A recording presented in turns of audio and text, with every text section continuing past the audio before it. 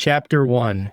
Opening. Title and source. Note. Dissipation of the Darkness. History of the Origin of Masonry. Source PDF from Internet Archives. Chapter 2. Preface to the English edition. To the English edition once more than 250 years ago, there was a copy of this book in English. Perhaps it still exists. But if it does, it is well hidden, carefully guarded by a descendant of the man who stole it from and killed its rightful owner. Its rightful owner, however, left a widow and a son. His widow married a close friend of her deceased husband, one of only a handful of men in the entire world who had a copy of the original manuscript, which the English translation had been made. And so, despite the fact that his father's copy had disappeared, the widow's son inherited the manuscript and passed it on to his descendants. And then, by a series of coincidences, the chains that bound the secret was broken. The chain of succession was broken when one of the descendants bequeathed the manuscript not to his son's son, but to his daughter's son. The chain of ideology was broken when one of the descendants was converted by his Christian wife.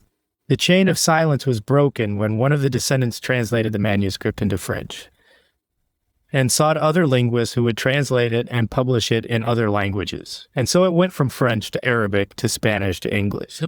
The secret association, conceived in the mind of another widow's son more than 19 centuries ago, is no longer secret. Was it coincidence, or was it the hand of God? Chapter 3.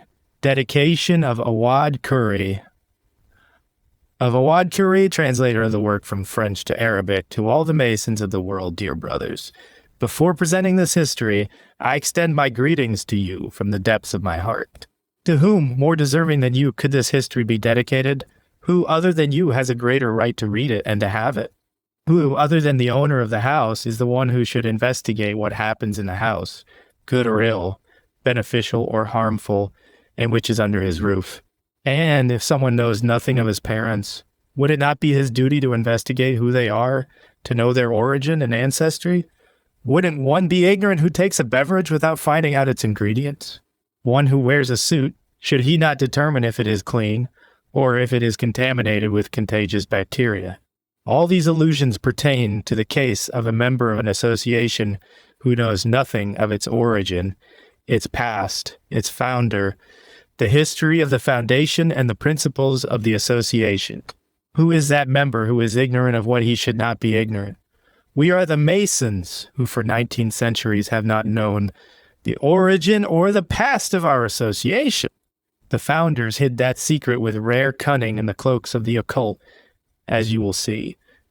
They hid it from their own brothers from the beginning to the present, in spite of the endless investigation of historians. Guided by God, I have found this history, and since this is a discovery so longed for by the seekers of historic truth, it would not be gallant to leave it in obscurity before you in particular, and the rest in general, forbidding you its benefits. I consider its concealment a betrayal, an act of cowardice, a crime. This is my reason for translating this work to the Arabic language and for publishing it, to serve history, science, and the readers themselves, especially you. Dear brothers, not doubting that this action of mine will find among you, the wise and the rest of the people, looking beyond all your religious and political differences, the value it deserves. I call on you to read this history with discernment and meticulousness, with conscientiousness and an open mind, offering you my fervent greetings. Its discoverer and translator to Arabic, Awad Khoury 1. Khoury. Review in the supplement, resume of the booklet, 2 centuries of Freemasonry, the words of the 2 great Masonic elders, Jacot and Latent. Every person, when he enters an association, is interested in knowing its origin and past. Chapter 4. Introductions. Resume of the life of Dr. Prudente de Moraes. Dr. Prudente José de Moraes Barro was born October in Itu, São Paulo. In the year 1863, he acquired the title of Doctor of Law. In 1864, he was elected a member of the Council of Piracababa. In 1867, he was a member of the Chamber of Deputies of São Paulo. In 1885, on January 9th, he was elected deputy of the 8th District of São Paulo. On December 3, 1889, he was named by the Provisional Government of the Republic governor of Sao Paulo, until October 18th, 1890, the day on which he was appointed senator. On November 21st of the same year, he assumed the presidency of the Constituent Assembly with 146 votes opposed to 80. In the first days of March of 1894, he triumphed by a smashing majority in the presidential elections, assuming the presidency on November 15, 1894. He was an example without precedent in self-sacrifice and justice, attaining the friendship, goodwill, and trust of all the people and all the politicians of the nation. He died December 13, 1902.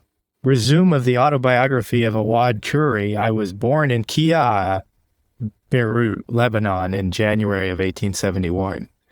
I received the Christian education through my parents, the Orthodox priest Yusuf Antungerios, Al-Houri, and Naila Mansur Fegim. I studied in the local elementary school, acquiring the title of teacher of Arabic and French after having finished my secondary studies in special courses. My students were numerous, some of them being outstanding personalities, as for example, Professor Wadi Naim, who came to be president of the College of Lawyers of Lebanon. Spurred on by my aspirations to a brilliant future that I could not attain by means of the profession of teacher, I journeyed to France to study Pasteur's system of raising silkworms. My studies ended. I became an industrial merchant in that profession. Seeking a better future, and perhaps by the natural instinct of my adventuresome race, I abandoned everything and journeyed to Brazil, where I had the opportunity of meeting Dr. Prudente de Moraes, President of the Republic of Brazil, who commended to me the task of recording the private affairs of the presidency from February 15th, 1896 until September 12th, 1897. During this period, the president introduced me to the owner of this history, as will be seen in the following pages. For reasons of health, I journeyed to France. My health regained, and at the repeated insistence of my parents, I returned to Lebanon. I journeyed to France again, and on returning, met in Istanbul Muzaffar Pasha, who appointed me his secretary. We journeyed together to Beirut, where, because of a royal intrigue and the discovery of my affiliation with the Association Young Turkey, from which I had 2 decorations of merit, I renounced my charge. At that time, an attempt was made to integrate Lebanon in the Turkish Congress. Malputhin, such an attempt provoked my reaction, and I published a book with respect to this entitled Lebanon in Danger. My name was inscribed on the black list, and I was persecuted by Jamal Pasha, a governor more merciless than the Imperial Ottoman, which obliged me to take refuge with my family in the vicinity of a convent of religious until the end of the World War. My encounter with the owner of this history, do not be surprised, dear reader, if I declare frankly to you that I was one of the extraordinarily numerous seekers and investigators eager for the history of the foundation of the Masonic Association, and of the principal reason for its foundation. All my efforts toward that intention were in vain. Many times I had serious discussions with my brothers, after having become an affiliate in the association. I struggled terribly to penetrate its secrets through the high degrees that I could scale through my activity. I arrived at nothing. My destiny was similar to the destiny of thousands before me, whose search ended in failure. I almost forgot the objective that I had dreamed of so because the journey was so long. On that long journey, I arrived at one point that I could not pass. The point of resignation before that hermetic secret. The secret of the foundation of Masonry. My political occupations especially obliged me to neglect that objective, now for me unattainable. And one day, providentially, I met Mr. Lawrence, son of George, son of Samuel, son of Jonas, son of Samuel Lawrence. Thanks be to God and to Dr. Prudente de Moraes, president of Brazil, who introduced him to me. Mr. Lawrence is the owner of this history, the Hebrew manuscript, that I present to the reader translated into Arabic, and he is, at the same time, the last heir of one of the 9 founders of the association, the Mysterious Force. As will be seen later, within a short period of time, we forged strong chains of growing friendship. We agreed to translate the manuscript to Arabic and Turkish directly from the French version, one of the languages in which it was written. I would make 2 copies, one for Mr. Lawrence, and the other would remain in my possession, so it could be published in Arabic and Turkish countries. In these countries, I would have exclusive rights of translation, reproduction, editing, and publishing. in the two languages before finishing the reading of the history and before signing the agreement. In one of the meetings held with Dr. Morais and my new friend Lawrence, I asked the president, every history has its proofs or evidences on behalf of impartial historians. In our history, on what evidences or proofs can we rely besides those of its owners? Behold the answer given by Dr. de Morais, confirmed by the owner of the manuscript. What proof will a history such as this have? One that was hidden among 9 men and their respective successors, known only to them, the first and only one of its kind, if no one saw it or read even the least part of its contents, except the 9. From whence and from whom can come the proofs to which you allude? The proofs, then, are their testimony, the events that happened until our days, and the detailed investigations of wise historians who worked in vain to explain its secret. Moreover, as every history, the first and oldest of its kind, requires the investigation of subsequent historians who confirm its texts after having seen and read it. But this history, who read it? Who saw it, except the 9 founders and their respective successors? We, you and I, untiring readers and investigators of the origin of Masonry, have this manuscript before us.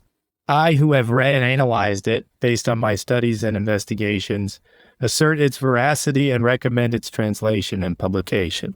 Dr. de Morais' answer inspired confidence in me and awakened my enthusiasm to carry out the work commended. I began to work eagerly, spurred on by the thought that my new friend would cease being so and would not persist in his agreement. Despite Mr. Lawrence's requirement that the translation from French to Arabic be realized in his own house, the development of the work was carried out to perfection in 2 copies as he asked. The work being concluded in the year 1897, 1 copy remained in Mr. Lawrence's possession and the other in my possession. I considered it an indescribable treasure and an invaluable relic. In the year 1898, I returned to my country, Lebanon, taking the aforementioned copy with me. Comparison of this history with prior knowledge of Masonry once in Lebanon, I began a series of studies, investigations, and comparisons, making use of everything published with respect to this. These tasks of consulting the different authorities concerning the matter took long years. The war from 1914 to 1918 occasioned an obligatory recess. The conflict ended, I renewed the investigation requesting. Through correspondence from Grand Orient's institutions of high rank and important newspapers, details concerning the existence of a history that treats of the day of the foundation and the origin of Masonry.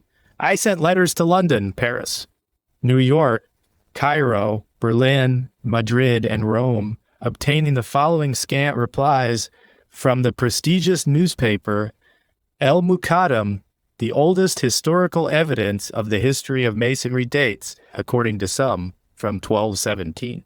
According to others, from 1390, ancient Masonic authors claim that Masonry dates from the era of Moses. We have no confirmation of this.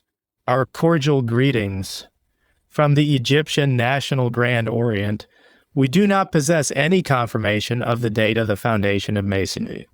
The only thing we know is that in the year 1917, a booklet was published entitled 2 Centuries of Freemasonry, knowing through later references that this booklet is one of the most important documents on which the Masons depend. I began to seek it, finding it in the Library of International Masonic Affairs in Newcastle. From the Grand Orient in London, we lack certain data concerning the date of the foundation of Masonry. We do know that it already existed in the year 1717. From the rest of the cities mentioned, I received no reply whatever, from which I deduced their silence indicated their ignorance concerning the mystery.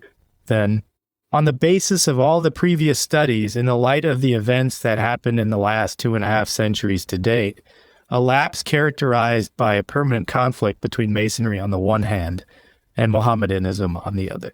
And in view of the texts of this history we present, all substantiated by the documented booklet, 2 Centuries of Masonry, there is no doubt concerning the authenticity of this manuscript.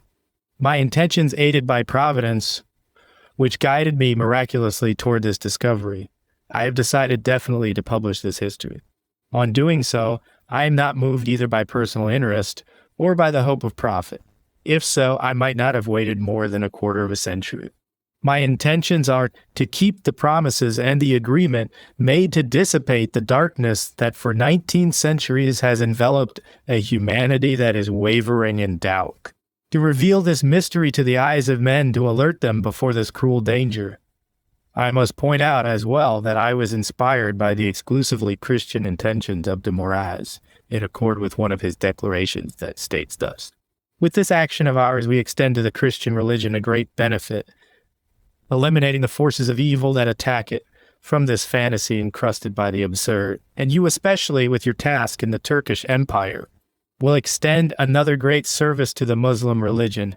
I pray to God that this work may be a beacon for all in general, and in particular that it may illuminate the minds of the reduced number of heirs who successively guard the monopolized manuscript." Signed, a watcher. Chapter 5.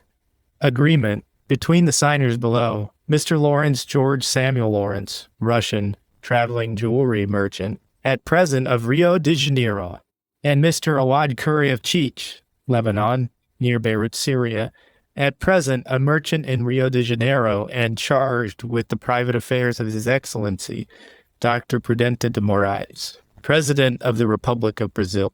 The following has been agreed upon. Mr. Lawrence, last heir and sole proprietor of the history. The mysterious force, ancient Hebrew manuscript, says, "My father and grandparents, who have bequeathed this history, apparently have not considered that the Arabic and Turkish languages are two rich and important languages, and that Arabia and Turkey are two immense countries, and in all their regions Freemasonry is now widespread. Therefore, I have considered it necessary to propagate our history mentioned above in said countries, translated to Arabic and later to Turkish, so that it will be published there and known as much as possible by all those who speak and understand said languages. Having just had the honor of meeting Mr. Awad Curry, and considering the good intentions of my father and his ancestors, and according to their wills successively made for the propagation of our history, I agree with Mr. Awad that he should translate to Arabic and later to Turkish our history, print it, propagate it in Arabia and in Turkey, reserving to himself alone all the rights of translation, reproduction, edition, and publication in those two languages. I prohibit him, as my father has prohibited me, to augment, omit, or change a single word of the history. He is engaged to translate it word for word in such a way that it remains textually as it is. All of this comprises my great obligation to formally carry out the intentions of our ancestors, the principal proprietors of the history they have left to us, successively from the origin to my father and me. My acquaintance with Mr. Awad Curry was brought about by His Excellency Dr. de Moraes, who merits my gratitude for that introduction. Mr. Awad says, "I accept with full consent the clauses in this agreement, and I bind myself to carry them out textually when circumstances permit it, when no obstacle impedes me." This agreement was drawn up in private between the two of us, in the presence only of Dr. de Moraes, and with his most excellent advice. The two of us have requested him to permit the mention of his honorable name in the history. He has replied thus: "If you succeed in printing it during my life, there is no need to mention my name. But if I die before the appearance of this history, no obstacle will impede your declaring the details of this historic audience, and the mention of my name. In any case, whether living or dead, mentioned or not mentioned, I wish you all progress and pleasure equaling mine."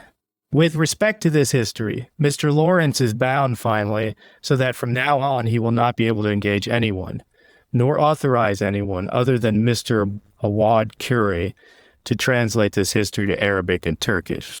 Finally, we invoke the kindness of God, so he may grant to our agreement his most exalted and divine protection.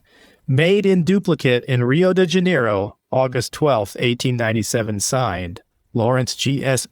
Lawrence Awad Curry, charged with the private affairs of His Excellency the President of Republic of the United States of Brazil. For there is not any secret that shall not be made manifest, nor hidden that shall not be known. Chapter 6. First section. Introduction to the work. One part of this introduction pertains to me, Lawrence, son of George, son of Samuel, son of Jonas, son of Samuel Lawrence, of Russian origin, and at present a resident in Rio de Janeiro, capital of Brazil, in the year 1895. The other part pertains to some of my ancestors who inherited and bequeathed this history.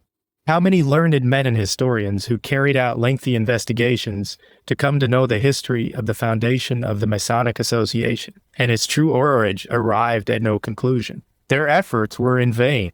Some believe that the origin of the Masonic Association goes back to Adam. Others believe that it goes back to Moses. Others to David. Others to Solomon. Others to Christ, etc. Etc. Innumerable are those who spent their time in the search without coming to realize their longings. The number of investigators who, together with their relatives, friends, and helpers, met their downfall in this work is incredible. To the aforementioned are added all the heads of the religions of all the world, especially in Europe, Turkey, Egypt, and America. Whom else should I add? I would add the Masonic family itself, including the presidents of the Grand Orients, the presidents of the lodges, and the affiliates who hold high degrees, except the 9 men who have respectively inherited from their corresponding ancestors the secret of the foundation of the mysterious force.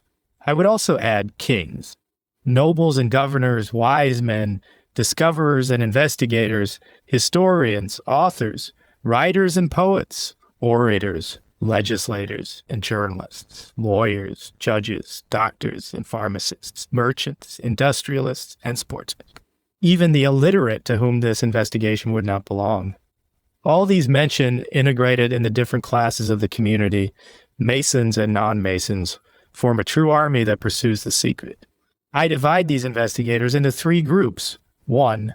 The historians who spend their days and nights in study and reading, trying in vain to come to know the secret of the true history of the foundation of Masonry. The learned authors who try to establish something about the secret. All in vain, yet they continue with their studies without having reached their goal. The associates and their collaborators who have not gotten anywhere in spite of their efforts. It is deplorable. All the investigations come to nothing. They have not achieved any result. The number of those investigators from the foundation of the association up to our days, the end of the 19th century, can be estimated in the hundreds of thousands. I received these truths from my father, who in turn received them from his father, and he from his father, retrospectively to the origin of the lineage, the 9 founders in the year 43 after Christ.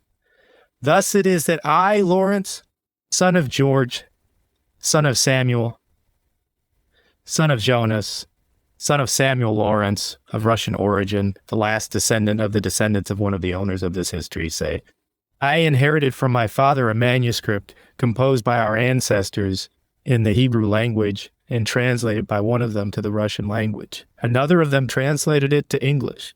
Our ancestor Jonas introduced in the manuscript a series of events, this history thus being produced by him and his ancestors. Jonas arranged it and divided it into 2 sections. He wanted to publish it, but various obstacles impeded it. Health, economic means, and political events. He and his wife Janet conceived the idea of the publication of this history.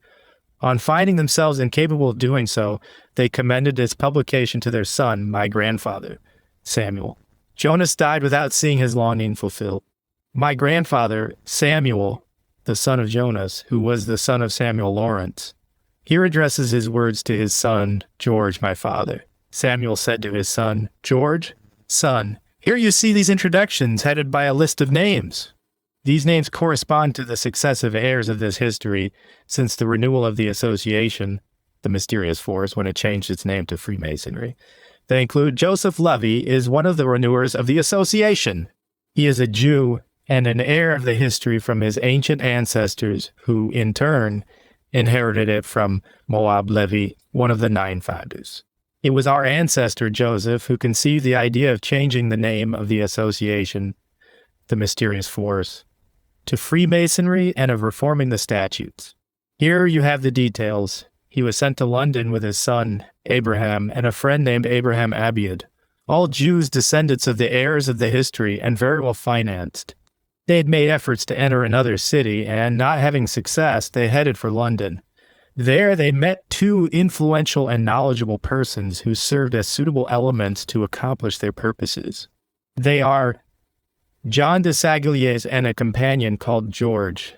After having strengthened the friendship among themselves, Joseph Levy revealed the name of the association, the mysterious force, and related to his two friends. In synthesis and with discretion, some parts of the history concealing its fundamental secrets. He also made it known to them that for a long time it was inactive, almost dead, needing for its renewal the change of name and the reform of the statutes, in such a way that the new statutes and the changed name might attract many members. Thus, it would grow. In the Hebrew manuscript and its French version, Abraham Abud said, "I believe that George is his first name. Desaguliers always called him George. Our arrangements were with Desaguliers. But he was always present at the meetings and participated in the discussions with eloquence and cleverness. Joseph Levy succeeded in convincing his two friends, Desaguliers and George, of the necessity of reviving the association. Having achieved this initial success, they separated on condition that they would meet again, each one of them bringing 3 names appropriate for the new association, from which the specific name would come. The next meeting was held 10 days later. Each one presented his names, the one approved being one of those proposed by Joseph Levy, Freemasonry. It was August 25th, 1716. Abraham, son of Joseph Levy, who had witnessed the 2 sessions, said, "This name had preference over the others for 2 reasons. First, because it is the same name that some Italian architects adopted in the 13th century Freemasons. And second, because it was a suitable expression of the ancient signs and symbols used in the association, the mysterious force, symbols that pertain to construction and to architecture, proposed by Hiram Abud, one of the founders, for the purpose of concealing the origin of the association, attributing it to epochs prior to Jesus. In the second section, surprising details concerning this matter will be seen. Desaguliers approved the words of my father, adding, in the third place, present-day architects and builders have associations, syndicates, and lodges where they gather to fortify and dignify their profession. With this name, then, we can gather all in a single association without anyone's knowing our purposes. And fourth, these 2 terms, masonry, construction, and mason, that are encountered since antiquity, will be a thick veil over the secret of the origin of the foundation. And besides, without doubt, they will increase the prestige of the association." Our ancestor, Abraham Levy, before his death added, Desaguliers specified that those people who joined the lodges before 1717 in London were Masons, in the sense that they were engineers, architects, builders, apprentices, but they had no connection with the association. The mysterious force that began true Masonry. For that purpose 5 men met, Levy, Desaguliers, and the companions mentioned above, and they approved the addition of the term free, thus unequivocally concealing the date of its foundation from the rest of the people in general, and the members and associates in particular. John Desaguliers and his companion began to demand that Levy show him the history.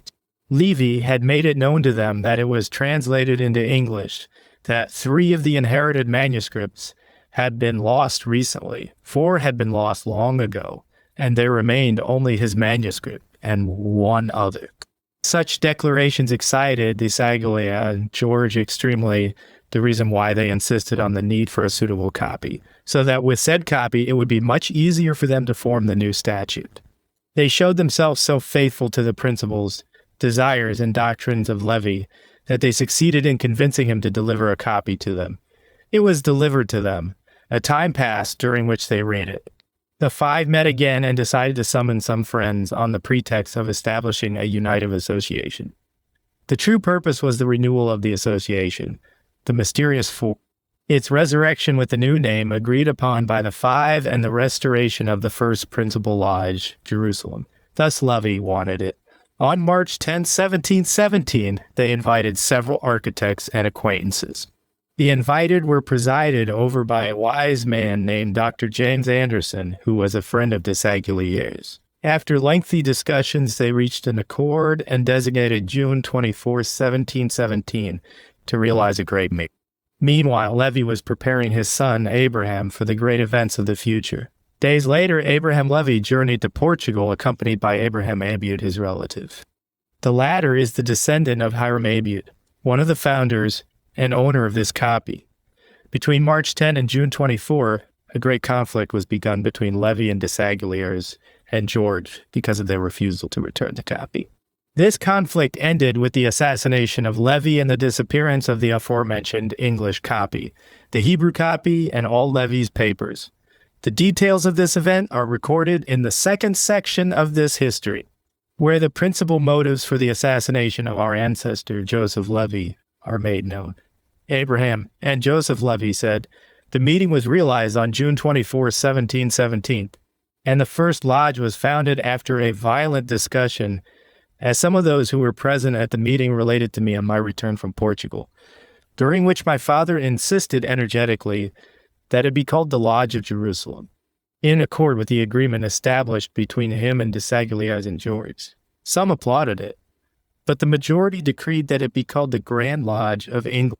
Nevertheless, for a short period of time it was called the Lodge of Jerusalem, but at the insistence of the majority it was definitively changed to the Grand Lodge of England. There was another conflict over the dispute for the presidency between Levi and Desaguliers. 2 months after that meeting, Abraham Abiud returned from Portugal. His surprise was indescribable, and his weeping unrestrained on his being informed of the disappearance of Joseph Levi in such an absurd and hidden manner. We will see the details later. Here it is necessary to mention the names of the successive heirs of this history, from our ancestor Joseph Levi, the renewer of the association, down to me, Lawrence. Joseph Levi was the son of Nathan, who was the son of Abraham, Abraham the son of Jacob, Jacob the son of Nathan, Nathan the son of Jacob, who was the son of Isaac, who was the son of Moab, Moab the son of Raphael, etc., etc. Back to Moab, Levi, the first ancestor and one of the 9 founders of the association, the mysterious force. 1, 2, 3, 4, 5. Joseph Levi, Jew, 1665 to 1717, Abraham. Son of Joseph Levi, Jew, 1685 to 1718. Nathan, son of Abraham Levi, Jew, 1717 to 18. Esther, daughter of Nathan Levi, Jew, 1753 to 1793, Samuel Lawrence. Her husband, Jew, 1742 to 1795, Jonas, son of Samuel and Esther, converted to Christianity with the name of James, 1775, Janet. Daughter of John Lincoln Christian, Protestant, 1785 to 1854, Samuel. Son of Jonas and Janet, stepmother, Christian, Protestant, 1883. George, Evan to 1883, George. Son of Samuel Lawrence, Christian Protestant, 1840 to 1884, 1. The last of the descendants of one of the founders, and the owner of this history, add my name, Lawrence, son of George Lawrence, Christian Protestant. After noting the date of the death of my grandfather, Samuel, 1883, that of the death of my father, George, 1884, I note that of my birth, 1868. We will now mention the names of some of the founders. 1, King Agrippa, the founder and first president. There are more details in the second section. 2, Hiram Abiud, the one who conceived the idea of founding the association. Practically speaking, he is the founder. He was orphaned of his father, and that is why, in homage to him, King Agrippa called all 3. Moab Levi, our first ancestor. The names of the other founders are recorded in the second section, with the exception of one whose name is illegible, almost erased in the Hebrew manuscript.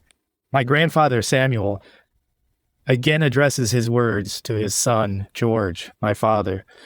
My son, you have observed that I am interested in the publication of this history. You have witnessed my agreement with the owner of the print shop that will be in charge of editing it in the Hebrew language. That man is exposed constantly to death.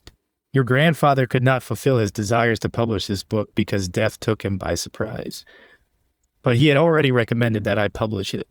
Now I say to you, if I am not able to have this satisfaction, or if I begin the publication and do not finish it, I charge you to give this history the great importance it merits, the history that I will deliver to you before dying. Thus I will comply with the obligation for its succession. But, son, I must demand one condition of you in order to be able to deliver the secret to you. You must collaborate with me with all serenity and absolute discretion. Now listen, in the first place, you must dominate the English and French languages, and later translate this history literally to those languages. It will then be written in 4 languages: Hebrew and Russian by our ancestors, English and French by you. The copy in English that existed disappeared with Levy, as you saw. Put all your attention into its publication in the languages mentioned. If it is not possible for you to do so, you will be able to ask the collaboration of whoever may have financial resources. By whatever means, you must utilize all the means within your reach to be able to achieve the publication of this book in all the world, in accord with the desire of your grandfather, Jonas, and the will of your grandmother, Janet. Son, you must know that I inherited this history from my father, and he from his parents and grandparents, in a manner contrary to the hereditary law legislated by the 9 ancestor founders of the association, as will be seen below. The copy was inherited with indescribable reserve and caution, in absolute secrecy. The father bequeathed it only to one of his male children, the one who distinguished himself among his brothers for his wisdom, seriousness, and judgment. And if the father had no male child, the most serious and responsible of the direct and close family members inherited it, without going beyond the 2nd degree of consanguinity. That is, the heir must be male, a son, nephew, or cousin on the father's side, and no farther, so this secret might be hidden among just 9 men, descendants of the 9 founders. My father inherited the manuscript from his mother, and not from his father, in accord with the above-mentioned law. Then, in this respect, our inheritance is contrary to the tradition that obliges the successor not to bequeath it except to male children. Joseph Levy is my ancestor on my mother's side, as we have already seen. Here you have the enumeration of the successive heirs of this history from the renewal of the association, 1716 to 17, down to us. The ancestor renewer, Joseph Levy, lacking the talents of an historian, copied synthetically. With the collaboration of Abraham, Abiud the 2 manuscripts inherited by him, and that of his own respective ancestors from the year 43 after the impostor Jesus, is the year of the foundation of the association. The 2 manuscripts were logically exactly the same. After the return of Abraham Levy and Abraham Abiud from Portugal, the former, accompanied by Abiud, addressed himself to Dissipation and George, asking about his father. These 2 made it known to him that they had not seen him for a certain period of time, and they believed he had gone to Portugal. Abraham Levy, after that interview, dedicated himself to investigating the conspiracy. From the early relationship between his father and Dissipation and George, Abraham Levy inferred that they were the assassins. He decided then to take revenge by his own methods. He began to cultivate the friendship of Dissipation and George, making it known to them that he wanted to enter the association to fill the post of his father, who, with their knowledge, had been preparing him for it. The friendship on each occasion increased. The strategy was successful when an opportunity arose. Abraham Levy and Abraham Abiud invited George to take an outing through the suburbs of the city. There they killed their enemy, the event remaining a hermetic secret. This crime was kept concealed, like the crime whose victim was Joseph Levy.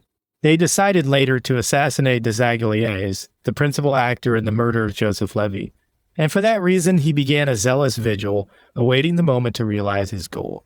A short time later, Abraham Levy died, a victim of tuberculosis, 2 years after his marriage to Esther. From his son Nathan, who was quite small at Abraham's death, we have inherited the history in the following manner. Abraham Levy's widow, Nathan's mother, married Abraham Abiud, the companion, associate, and relative of her dead husband. Abraham Abiud cherished Nathan as if he were his own son, especially because he had none. Abraham Abiud and Nathan, his wife's son, were then the only heirs and possessors of the only known Hebrew manuscript, the one from Abiud's descent, because the other, from Levy's descent, disappeared with Joseph Levy. Nathan grew up and married. He had only one daughter to whom he gave the name Esther, his mother's name. Nathan arranged for the marriage of his daughter, Esther, to Samuel Lawrence, who was not of his, Levy's, descent. Not having male children nor close family members, Nathan delivered the history to his grandson, Jonas, the son of Esther and Samuel Lawrence, as legal heir. This is the illegality in the inheritance, because Jonas is not a descendant on his father's side, as the law requires. This Jonas is my father, and the one from whom, naturally, we have received this history. Our inheritance is legal indeed, and we received from him another inheritance, the Christian religion, because he married a Christian Protestant named Janet, the daughter of John Lincoln, and converted to Christianity. Jonas was the one who translated this history to Portuguese, dividing it into 2 chapters and adding confirmed truths and the revelations of investigations. From him I inherited the history just as you see it. He and Janet, his wife, conceived the idea of publishing it. As events impeded his publishing it, he urged me not to spare any effort to do it.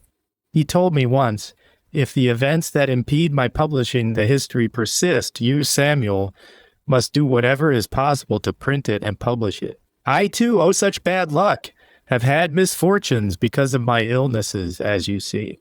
If I am not cured, I ask you as your grandfather asked me. On you, George, on you alone depends the fulfillment of the testimony.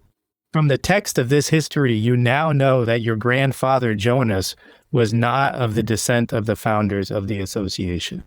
We deduce then that the violation of Jonas of the right of inheritance of this book and his adoption of the Christian religion were the reasons for his assassination and disappearance before fulfilling his desires. Our efforts to find out how he died were in vain. It is a secret. Our original sect, the Jewish sect on the whole, would know nothing of this secret, nor of the secret of the foundation of the association, nor of its founders, except the 9 men mentioned who descended from the first 9 men who bequeathed the respective copies with the secret since the year 43 after Jesus. We must be grateful for his having made us heir to this precious history, through which we have learned that the Masonic Association was founded with the name of the mysterious force in the year 43 after Jesus, and that its founders are of our original sect, men of extraordinary cunning. As you will see and will admire, they gave it that name because, as they believed, the force was born with it and would remain concealed in it, growing little by little until the time of its revelation. At that time, it had 2 goals. The first, to impede the apostolate of Jesus' men and to combat their preaching too. The second, to preserve political influence. But that force did not grow so much due to its terrible name. It prospered for a while within its magical occultism, and disappeared in another age as a result of a criminal act committed by it mysteriously against one of its members, with no one ever knowing anything of the unhappy one who disappeared, nor how it was concealed. The family members did not know the least detail and were ignorant of whether or not he were a member of the association. Who knew that? Only the members, and these who would dare to reveal the secret. No one, because whoever did so paid with his life. That was their law, the strict law of savagery and occultism. For the least contradiction or for the slightest doubt, a member was condemned to death. A tribunal of 3 judges determined the sentence of the accused, and in the greater number of cases by a simple rumor concerning his conduct. The accused knew the accusation and the sentence at the moment of his assassination. That savagery, in all its method and significance instilled in that strict law, has as its principal purpose the combating of Jesus' men and the opposition of their preaching. Another very important goal existed: to fortify the Jewish element and to return the world to Judaism according to the very words of some ancient heirs. One of them pertains to the heir successor, Haran Levi, at the end of the 3rd century after the impostor Jesus.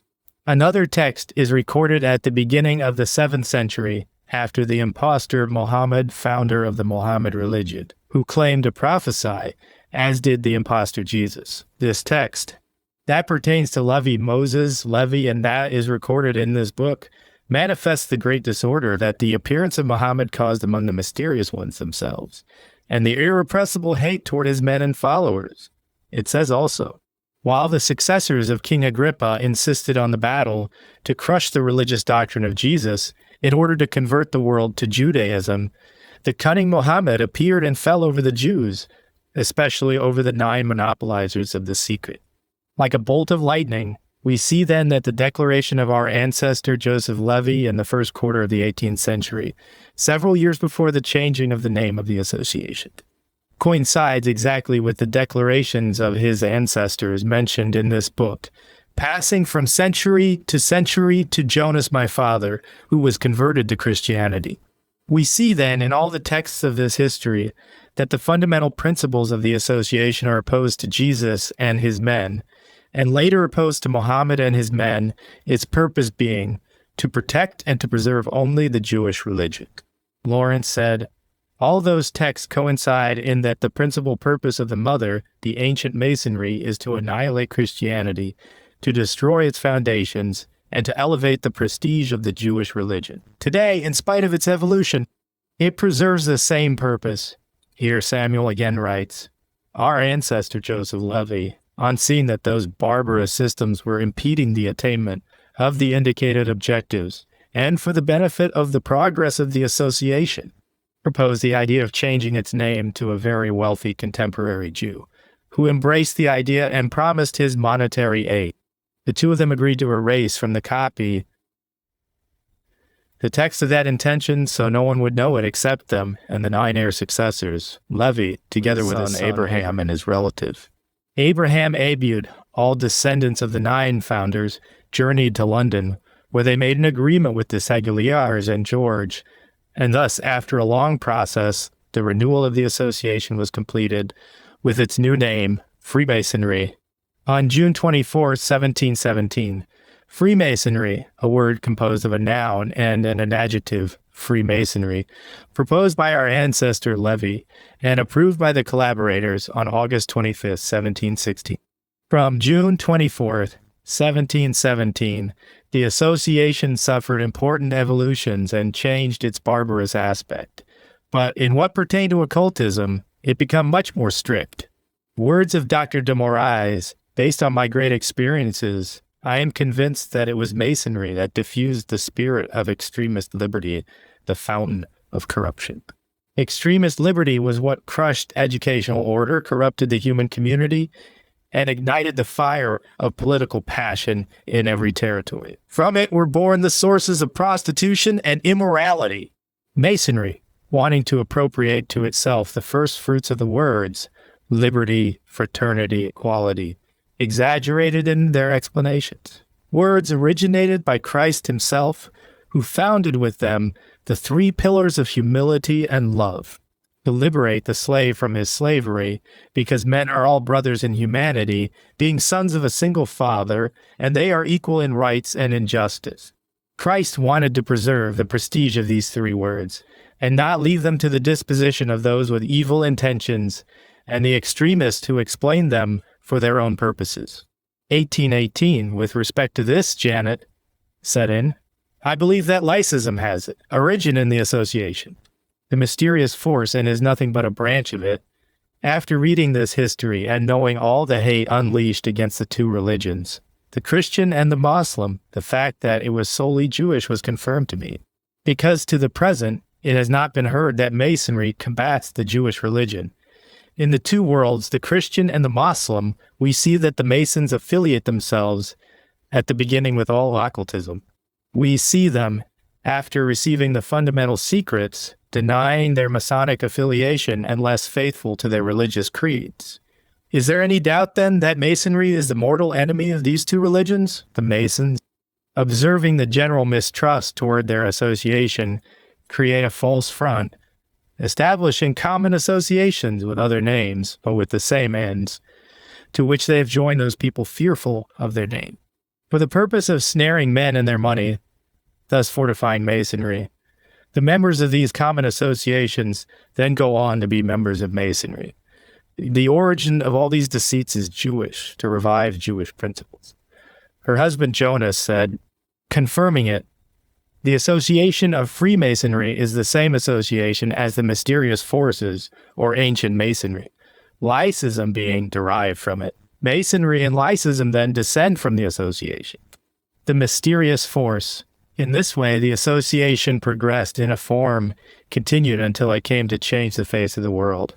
With respect to the conversion of your grandfather, Jonas, to Christianity, I will tell you that his fiancée, the Protestant girl Janet, whom he dearly loved, refused to contract matrimony with him before his conversion to Christianity. You will see in the corresponding chapter more details with respect to this.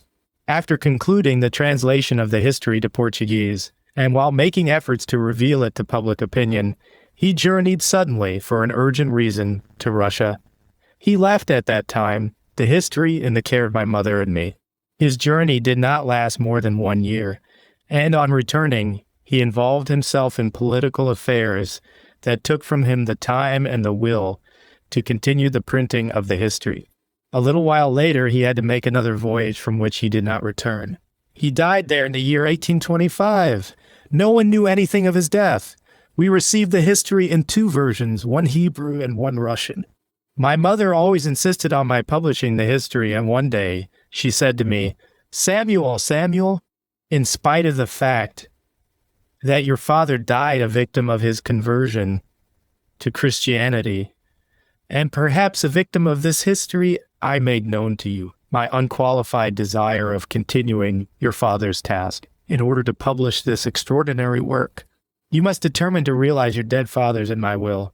You know that there are 9 original copies, in accord with the number of founders who bequeathed them to their successors down to our time. 3 of the original copies were robbed and have disappeared according to the texts of the history. The rest of the copies would be in the possession of the respective successors, whom we do not know. But we possess one of them.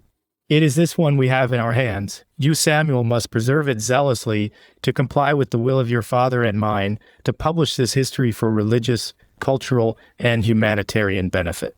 No doubt the majority of the people will rejoice for the appearance of this history, even the members themselves of the Masonic Association. The entire world, above all the different religious and political groups, will have indescribable joy. Samuel, observe, and carry out my recommendations. It is clear that the Portuguese version is lost, because my grandfather, Samuel, says that he received 2 translations, the Hebrew and the Russian, and that he received them from my great-grandfather Jonas. Then she said, this history, my son, will also be of great importance for women. These words are for them. Woman, since creation you enjoy the greatest affection and respect in the world. Wise men, philosophers, and great men have said of you, the woman rocks the cradle with her right hand and shakes the world with her left. To you then, virtuous women, I present this history that it pleases me to call the Dissipation of the Darkness, and to you I say, for my having influenced my husband Jonah of this history after his conversion to Christianity, and his being able to marry me, and for my having been the instigator of the idea of printing it and publishing it, you too must also share in the knowledge of its contents, to utilize what is within reach to convince men that Masonry is nothing but Judaism, to convince men that it was Masonry that made the pillars of nations totter, that demolished the powers that rejected religion. It was Masonry that shed rivers of innocent blood with its Jewish cunning. It was Masonry. Know that every event contrary to religion has its origin in Masonry, by the monstrous exaggeration of the interpretation of the words. Liberty, equality, fraternity, the reins of human morals were loose. It was Masonry that diffused disobedience to their duties in women, with the purpose of spreading extremism, corruption, and prostitution. These are the purposes of the mysterious force and its daughter Masonry. Any contact with a Mason inspires in us, in one way or another, if not the despising of religion, coldness toward it. Here is the example. In the countries where Masons abound, spirituality, honor, and virtues diminish. It is a frightening danger that threatens humanity. The consequences will be disastrous for your daughters and sons and for the entire world. You must then, my friends, diffuse the facts in this history at each meeting in every home, because religion is the foundation of all virtue, honor, and justice. Thus ends the most valuable collaboration in Janet's message to women, the valuable communication of our ancestor, Janet, that will be heard for centuries. Let us return again to the conversation of my grandfather Samuel with his son, George, my father, concerning the matter of the printing of the history. Samuel said, George, my son, I have exhausted the hope of my cure, and I feel a foreboding that my fatal day is near. How much I lament not having been able to carry out the will of my father and mother in regard to the printing of the book. Based on this, I repeat my will to you. Make the maximum effort to translate this history to the French and English languages, and to other languages if it is possible. I leave in your care what your grandfather Jonas and your grandmother Janet ordered me to do, to publish the book in whatever language I could. You must not be frightened, George, by the details of the assassination of our ancestor, Joseph Levy, or of your grandfather Jonas, because this history will be of great satisfaction for the Masons who will know the origin of their association and the reason for their being deceived. It will cause them immense joy, as your grandmother, Janet, said. The entire world will celebrate this discovery and will applaud it after having seen the greatest studies crumble when faced with this mystery. Come closer, dear son, so I may kiss you, bless you, and bid you farewell because my hour approaches.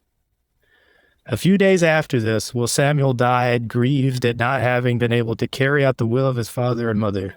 Here I, Lawrence, returned to add, my father, George, died in 1884, 1 year after the death of his father, of tuberculosis.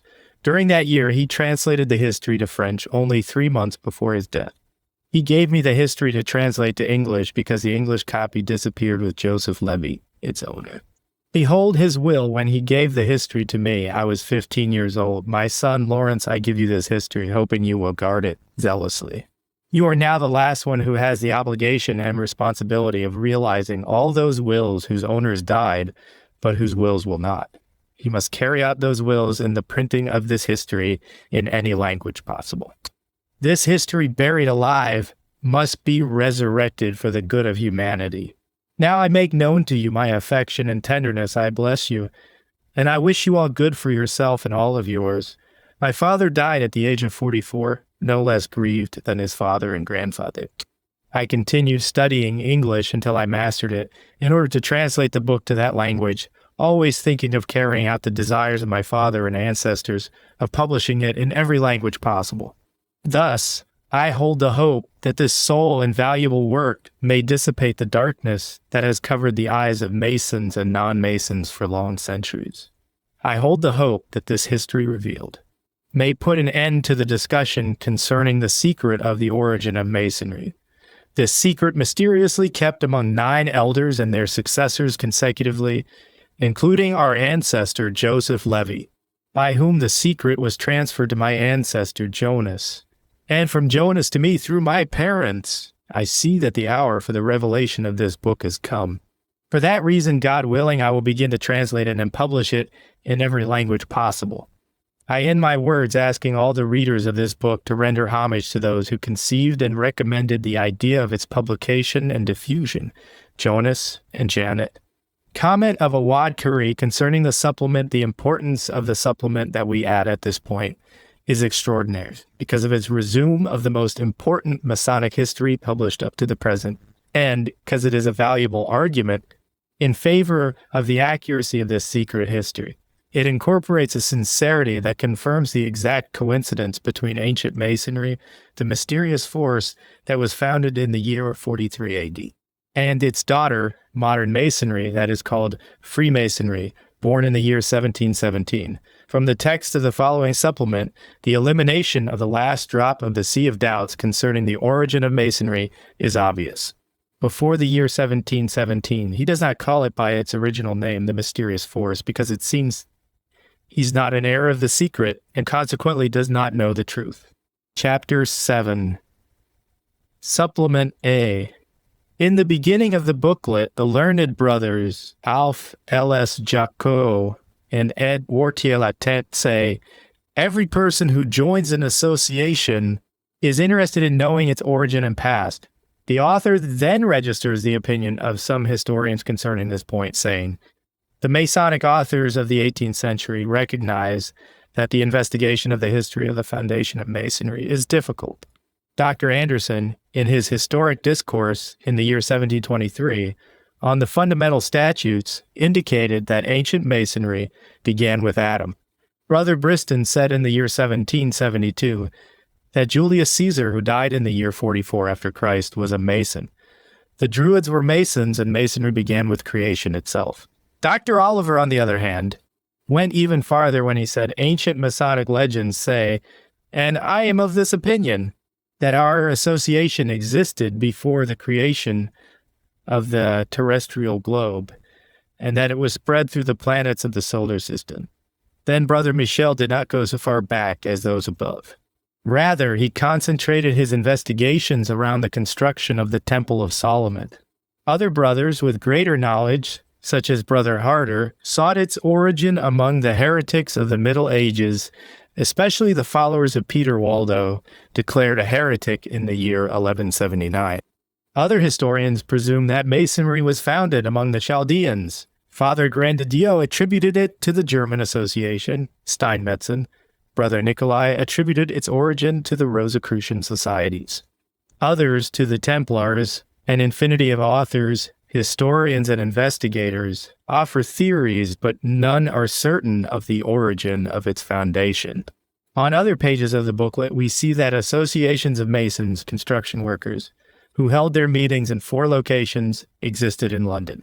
On page 26, we see a photo of an eating place with the name of the Roasted Duck, in which the Masons gathered on June 24th, 1717, and unified their associations, giving it the name of Freemasonry, Freemasons, and commissioning Anderson with drawing up the fundamental laws. The 4 locations mentioned were called lodges, and these are their names, according to a list on page 27 of the booklet. The first lodge, the Roasted Duck eating place in the district of St. Paul Churchyard. The second lodge, the Wedding eating place in Parker Lane near Drury Lane. The third lodge, the Apple eating place on Charles Street. Covent Garden. The fourth lodge, the Big Cup and the Grape Cluster eating place on Chandler and Westminster. The above-mentioned lodges, whatever their condition, were formed by masons, construction workers, and other men of related occupations, inspired always with fidelity to their original mission related to architecture. Some authors consider that in 1717 the direction was changed, and it marched in the path of progress that all the community, Masonic or not, must follow. A more extensive plan was drawn up when, in the year 1721, September 29th, the Superior Lodge considered that the ancient statutes were not complete, necessitating giving them another better and more modern form. On page 29 of this booklet, the distinguished brother Robert Fraco Gould, historian of Masonry, says the following. The renewal consisted of the 3 following aspects. 1. The utilization of new terms, such as fellow craftsmen and entered apprentices. 2. Not to declare the degree of master except in the Superior Lodge. 3. The abolition of the Christian religion as the Masonic religion. Villette comments, the third renewal is of extraordinary importance because it sets a limit of distinction between the association of masons, construction workers, and masonry itself. The learned brother Albert Mackay said in this respect, the association of masons, the masonry of professional masons, has never been tolerant nor popular, because its principles have always been Christian, ecclesiastical, even to the point of fanaticism. The rebellion of many masons against that renewal, the one manifested by Gould, does not surprise us then, although it was considered by us, the English brothers, as acceptable as the elimination of every religious phrase in the French Grand Order. That is what Anderson put in the fundamental statutes, where our doctrine was strictly defined for us, a doctrine of good and faithful men, of honorable and upright men who have left behind the bitter past sealed by Christian fanaticism that, lamentably, lift up walls of division even now, but our association is not to be understood as an attacker of the Christian religion. Many times it is said, and we repeat here, that these things do not interest Masonry. It does not intervene either in politics or in religion. On page 50, the photo of Desaguliers appears with a resume of his life, indicating that he was born March 12, 1683, and died in the year 1744. It indicates that he was the only man who distinguished himself by his fervent zeal in the revitalization of the association in the beginning of the 18th century. He merited the title of Father of the New Masonry. The existence of the Grand Lodge of England is due to his effort alone. From page 21, it is deduced that, notwithstanding the indication, the name of Anderson, as the one who established the first edition of the fundamental statutes of the New Masonry, its forger and original observer was Desaguliers. If Anderson composed it, it was Desaguliers who believed it and dictated the fundamental themes and basic ideas. On page 52, the author says that the last days of Desaguliers were dark and enveloped in sadness and poverty. Brother Feller says in his book, Cabal Interpretation, that Desaguliers went mad in his last days wearing his clothes inside out, dying in that lamentable state of madness. Brother Cutron said in the moral poem, "The vanities of material joys that Desaguliers reached the depths of poverty before dying." Chapter 8. Chapter 1. Narrative of the events in the court of King Herod Agrippa. Agrippa that blossomed, culminating in the foundation of the Masonic Association. Session of June 24 of the year 43 after Christ. How Hiram Abiud, counselor of the King Herod, conceived the idea of founding the Masonic Association, proposing it in the court of Jerusalem.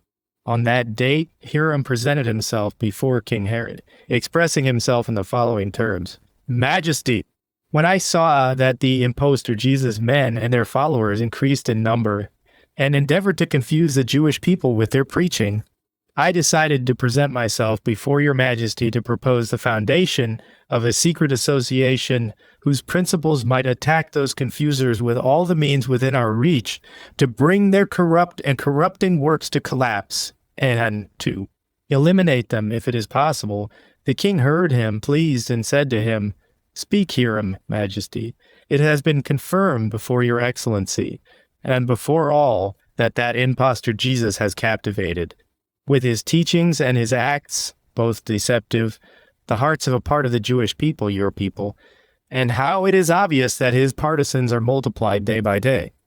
It is evident also that since his appearance until and including his death, and from his death until today, we have not known how to attack efficiently those whom we should call our enemies, nor have we been able to eliminate all that is inculcated in the simple hearts of the people, all the teachings opposed to our religion, which are corrupt and false.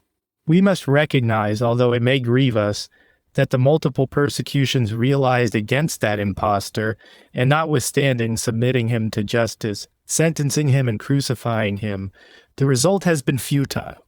Without effect our fathers battled tirelessly. We believe in their having conquered in the battle, but we have not obtained nor perceived even any sign of success.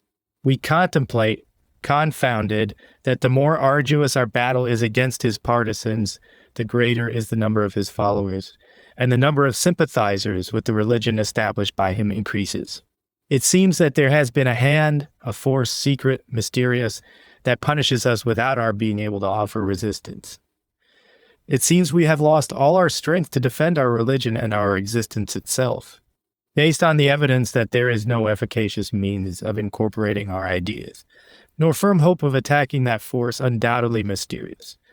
There is no other path than to establish a mysterious force, similar to that one, to attack mystery with mystery in mystery. I have come to the conclusion that it is our unavoidable duty, unless you have a better idea, to establish an association of a greater power, so it may assemble the Jewish forces threatened by that mysterious force. It is fitting that no one know anything about its foundation, its principles, and its actions. Only those whom your majesty may choose as founders will know the secret of the foundation. Only the active associates will know the important decrees. The central see will be this palace, and we will found affiliates in all the centers that might be invaded by the preachers of the teachings that the impostor published with such audacity. Therefore, Majesty, what do you think of the creation of this longed-for force, with which we will attack and eliminate that hidden but real power that threatens our existence? Speaking then, the king said, You know, Hiram, that your idea is glorious. It is worthy of your privileged intelligence. It could not have come except from your heart, ardent with religious zeal. O genius of profound judgment! We must realize this project as quickly as possible. We must ask the opinion of Moab. Then we will choose the men who will participate in the foundation with us. Summon Moab tomorrow. Do not let him know anything. I will inform him. Chapter 9.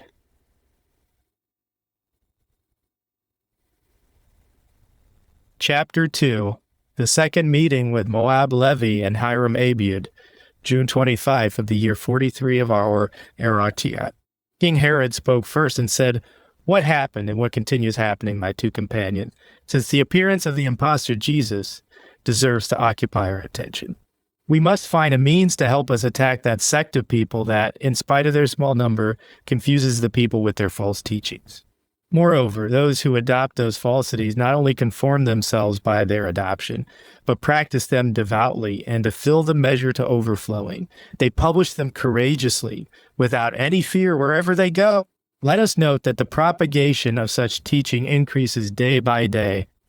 Let us recognize that their followers, now perfectly identified with the cause, have separated themselves from our religion. Let us not doubt that those who waver today will soon fall in the snare of the deceit. To avoid this danger, no other alternative remains to us than to establish an association whose object will be to incorporate secretly the spirit of the Jewish nation and to be able thus to crush that mysterious and criminal hand that directs that movement, and to silence its propaganda. If we do not succeed in this intention, many people inclined toward the lies preached by that deceiver will fall under his influence. Before the problem worsens, my dear friends, we must give it the importance it deserves. Let us now select the companions who will collaborate with us in the foundation. These must be possessors of proven honor, profound discretion, great activity, and immense zeal for the protection of the Jewish religion. I offer you, Hiram, our appreciation for having been the suggester of this idea, to found this association for such a noble purpose. Speaking then, Hiram said, "May God prolong the age of your majesty the king. All the merit belongs to your majesty. From your noble origin the entire nation takes grace. All the good the nation possesses redounds from your blessing. I beg your majesty the king to select our brothers and companions to form the association." Then Herod named 9 men, ordering Moab and Hiram to record their names. That is, the king Herod Agrippa, Hiram Abiud, Moab Levi, Johanan Antipas, Jacob Abdon, Solomon Abiram, Adoniram Adoniram Adoniram. Chapter 10, Chapter 3. The foundation of the association, the mysterious force. The founders named just mentioned were summoned and they met, presided over by King Herod Agrippa. He began the session with the following discourse: "Dear brothers, you are not the king's men and his collaborators. You are the support of the king and of the life of the Jewish people. Until now, you have been his faithful followers. From this moment on, you will be his brothers. I give you this title of brothers, so you may evaluate my sentiments toward you and the tenderness you wrest from me for the purpose that has brought us together here in this important session. I give you this very affectionate title to demonstrate to you that, in spite of being your king, I am your brother in the Jewish nation, in the Jewish religion, for which my heart overflows with love and devotion. All reasons that oblige me from now on to help you and be faithful to you. Above all, we need to be brothers in order to begin properly the undertaking for which I have called you, and which will be of great benefit for our country.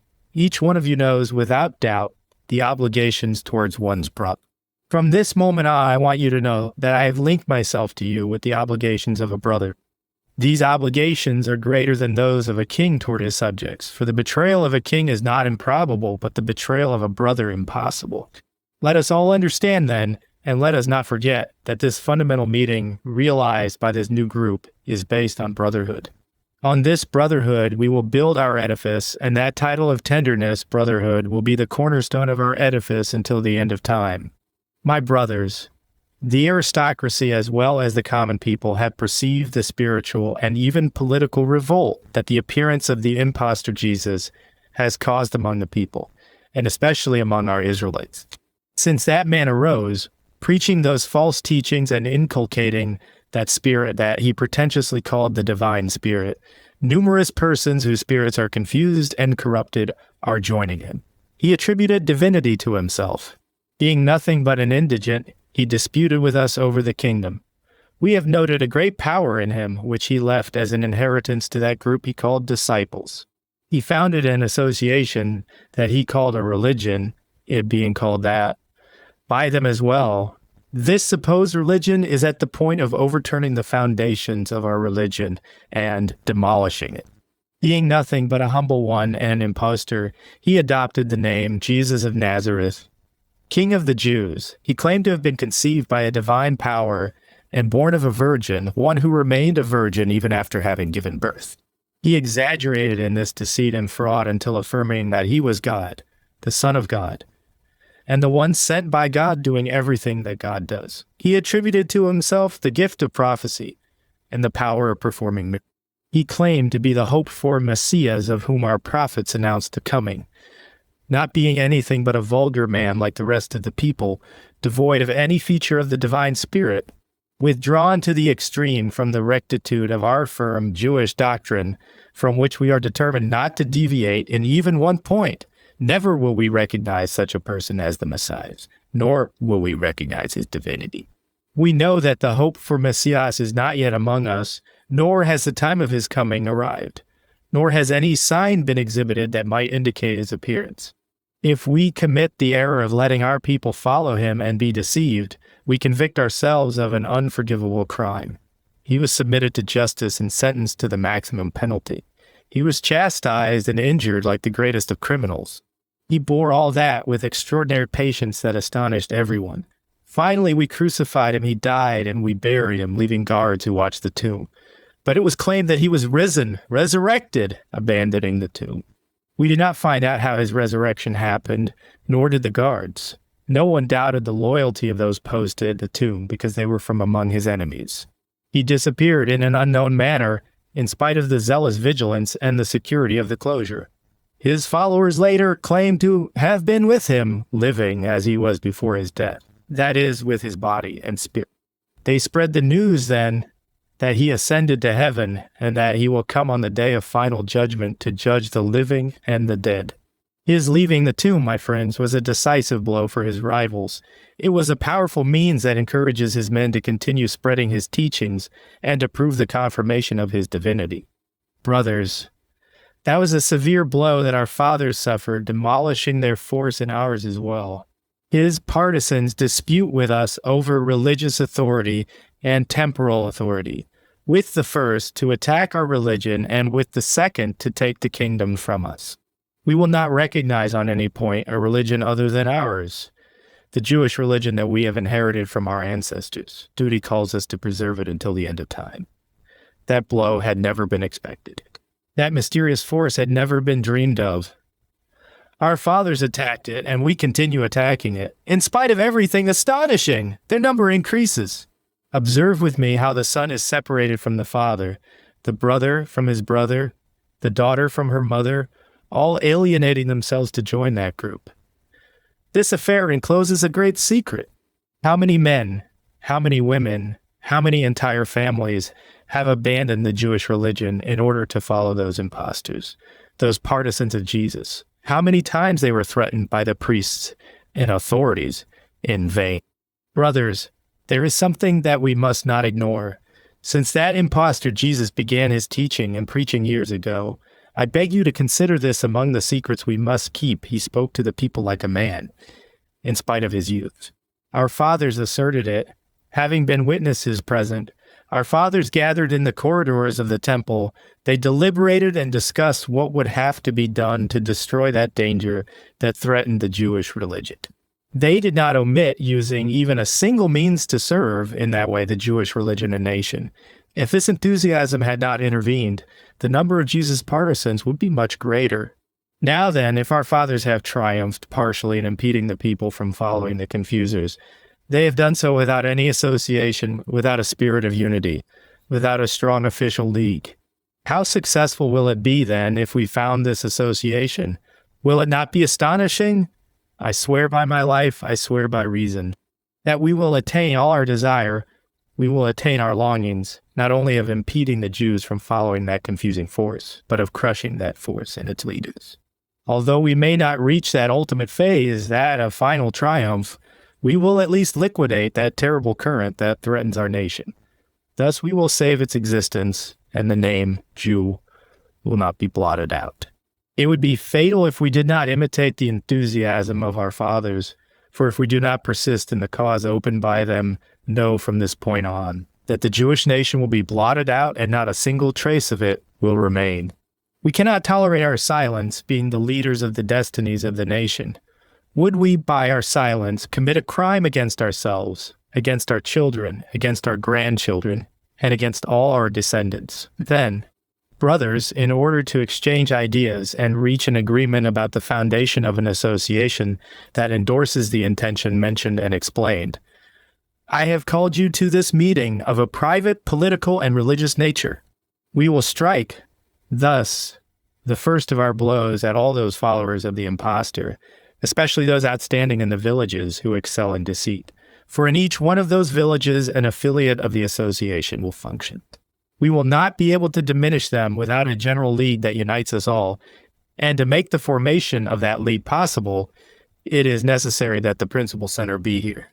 Let us not have the slightest doubt that our association will be of very great importance and of invincible power, with which we will cast to the ground that mysterious force and everything built by Jesus, his disciples, and his partisans. I have chosen you and called you from among my people, demonstrating the confidence I have placed in you. If it were not so, I would not have attempted this secret. I ratify my hope that you will unite your hearts, bodies, words, and acts with mine. This is my faith in you. This is my adherence to the religion and to the nation. I believe you value my confidence in this affair. How do you respond to what I have told you? You must keep the secret. Adoniram arose and speaking for all those present before the king said, Majesty, because of the great emotion that seizes me, I take upon myself the privilege of speaking in my name, and in that of my brothers, my present companions. I do not doubt that the loyalty of these brothers toward the nation is any less than yours or mine. If our desires and longings are united, then our hearts will be as well. Thus, we have a single heart and several bodies. To this heart we will unite thousands of other hearts, and we will incorporate them to it. How can this not be carried out if your Majesty has already placed the first stone in this edifice, if he has placed the cornerstone on a foundation as firm as brotherhood, a marvelous title as is its suggester? Majesty, we salute you, and we salute the Jewish nation incarnate in your person. Who among us does not offer his service to these ideals on hearing your so certain and sweet words? Who among us does not rise like a lion to attack those defrauders, to kill them and to kill their partisans, even though it may be one of our sons? We are all hopeful that the lead alluded to by your Majesty will spring from our association. From it will be born very great force, with which we will eliminate that magic power of the impostor, and we will defeat his partisans. Thus we will save our kingdom, which will be prolonged until the end of the world. Then Adoniram, directing his glance toward his companions, said to them, What is your reply? To which they all cried as one, We approve everything that you have said. Then King Agrippa said, I am grateful to you. I appreciate your enthusiasm. I appreciate your zeal. The confidence you have placed in me pleases me a great deal. Let us meet again then, the day after tomorrow, to found the association and to take the oath of sincerity and fidelity. We will begin our work immediately. Hiram, who was entrusted with writing what was manifested in this session, said, Majesty, Dear brothers, because of his great courtesy, his Majesty has attributed to me, his faithful servant, the merit for the conception of the idea of founding this association. It is my duty to offer my gratitude to His Highness and dear Majesty. I ask permission of my Lord to make known a final word concerning the subject in this session. In spite of my being the creator of the idea and the expounder of it before His Majesty, I must acknowledge the merit of its having been approved. Embraced and protected, we must keep in mind His firm will of carrying out this association, of bearing it to triumph, which will be the triumph of the nation and the religion. Therefore, I ask you, brothers, to approve the recording of the name of His Majesty with the title of founder in the register of the association. Moab Levi speaking said, You are doing well, Hiram. By your fidelity and submission to our Lord, we accept and acknowledge your renunciation of this right that we all acknowledge as His Majesty acknowledges it. We share your fidelity with you, and we agree with the request. Let the name of His Majesty be noted in the records as founder. Hiram so noted it and said, Does it please my lord that the name of the association be the Jewish Fraternal Union? The king replied, No, Hiram, yesterday I prepared another name. They all answered, Indeed, we approve it. The name was recorded. The king said, Let all be present the day after tomorrow, so each one of us may take the oath corresponding to his responsibility. And the meeting was closed. Chapter 11, Chapter 4, The Frightful Oath. In the presence of the 9 founders, the king presiding over the session began it, saying, "My brothers, I have no doubt of your sincerity and affection. We know that your respective functions are in direct relationship with the Jewish religion and nation, with the country and the king. For that reason, we must bind ourselves by on oath that each one of us must take in the presence of the others. I have composed its text, and I have called it the Frightful Oath. I will be the first to take it. I will read its formula to you before taking it officially, so you may approve it if it seems complete to you." And the king began the reading of the text of the oath. Text of the oath. "I, John Doe, son of John Doe, swear by God, the Bible, and my honor, having become a member of the 9 founders of the association. The mysterious force, I bind myself not to betray my brothers, the members, in anything that might harm their persons, nor to betray anything concerning the decrees of the association. I bind myself to follow its principles and to realize what is proposed in the successive decrees approved by you, the 9 founders, with obedience and precision, with zeal and fidelity. I bind myself to work for an increase in the number of its members. I bind myself to attack whoever follows the teachings of the impostor Jesus and to combat his men until death. I bind myself not to divulge any of the secrets preserved among us, the 9, either among outsiders or among the affiliated members. If I commit perjury and my betrayal is confirmed in that I have revealed some secret or some article of the decrees preserved among us, and heirs this commission of 8 companions will have the right to kill me by whatever means available." The king repeated the reading of the oath 3 times so that all might understand it well before its being recorded. Hiram said, "My lord the king, the text of this oath is solely for us, the founders. Therefore, there must be another formula for the affiliates. For as your majesty has said, no one other than we must know the secrets of the foundation." The king replied, "I know all this, Hiram. This oath is solely for us. On finalizing the foundation, we will prepare the general oath. You must know, moreover, that all those who are our heirs must bind themselves with our oath," the king continued. "Brothers, you have seen that this oath is horrifying, frightful. Each one of us must meditate on it before taking it, for oath binds the founder with chains of steel. It chains him to the brotherhood. It chains him to the fundamental principles, whether they be innocent or corrupt. It chains him with obedience to the orders and decrees of the commission, and with the fulfillment of everything decreed, good as well as bad. It obliges him to attack the impostor's men and to kill them in any way possible. It obliges him to be a perfect guardian of the decrees of the association, even in front of his own sons, except the one who will be the trustee as heir to the secret.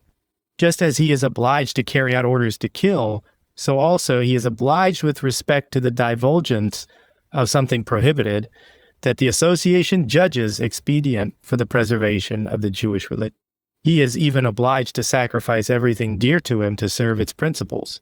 That is why I repeat to you, because we must mediate on this, because this oath is not only for us, but also for our sons, our grandsons, our descendants. A proposal of that, I want to reveal to you one of the secrets of my father and of my grandfather, Herod the Great. They gave secret orders to kill all those they could of the partisans of the impostor. My father informed me that all those who carried out the orders were punished in their property, in their health, in their children, with all kinds of illnesses, and with a horrible death. I inform you of all this so you may know that, after taking the oath, we are all bound in such a way that we will not be able to release ourselves, repenting for what is committed being of no avail. And do not forget, brothers, that we, and only we, the 9 will be the chained ones, and the ones responsible, because the internal law that we will sanction tomorrow will be known only by us, and will be the patrimony of our heirs only, who will receive it successively until the complete eradication of the impostors. Whoever will enter the association with us or with our heirs will never know anything of the internal secrets, nor of the fundamental goals. Let each one of us copy the formula and take it to study it before taking the oath. Let it be known that the first stone of our edifice will be this frightful oath. You may leave, and the day after tomorrow you will come to decide if the oath will have these terms, or if the text is to be changed. Chapter 12, Chapter 5. The horrifying oath of the founders. The 9 founders being present, the king declared the session open and asked the opinion of all concerning the oath. It was accepted unanimously and recorded. Immediately they agreed to take it to complete the foundation of the association. The king took the Bible, placed it on a table, and said, "Do as I do." He placed his right hand on the Bible. Everyone imitated him, beginning with Moab, Levi, Hiram, Abiud, etc. Then each one of them held in his other hand the paper with the text of the oath. The king was the first to take the oath. Moab followed him, then Hiram and the others until the last. The oath taken, each one returned to his place, and the king gave the following discourse.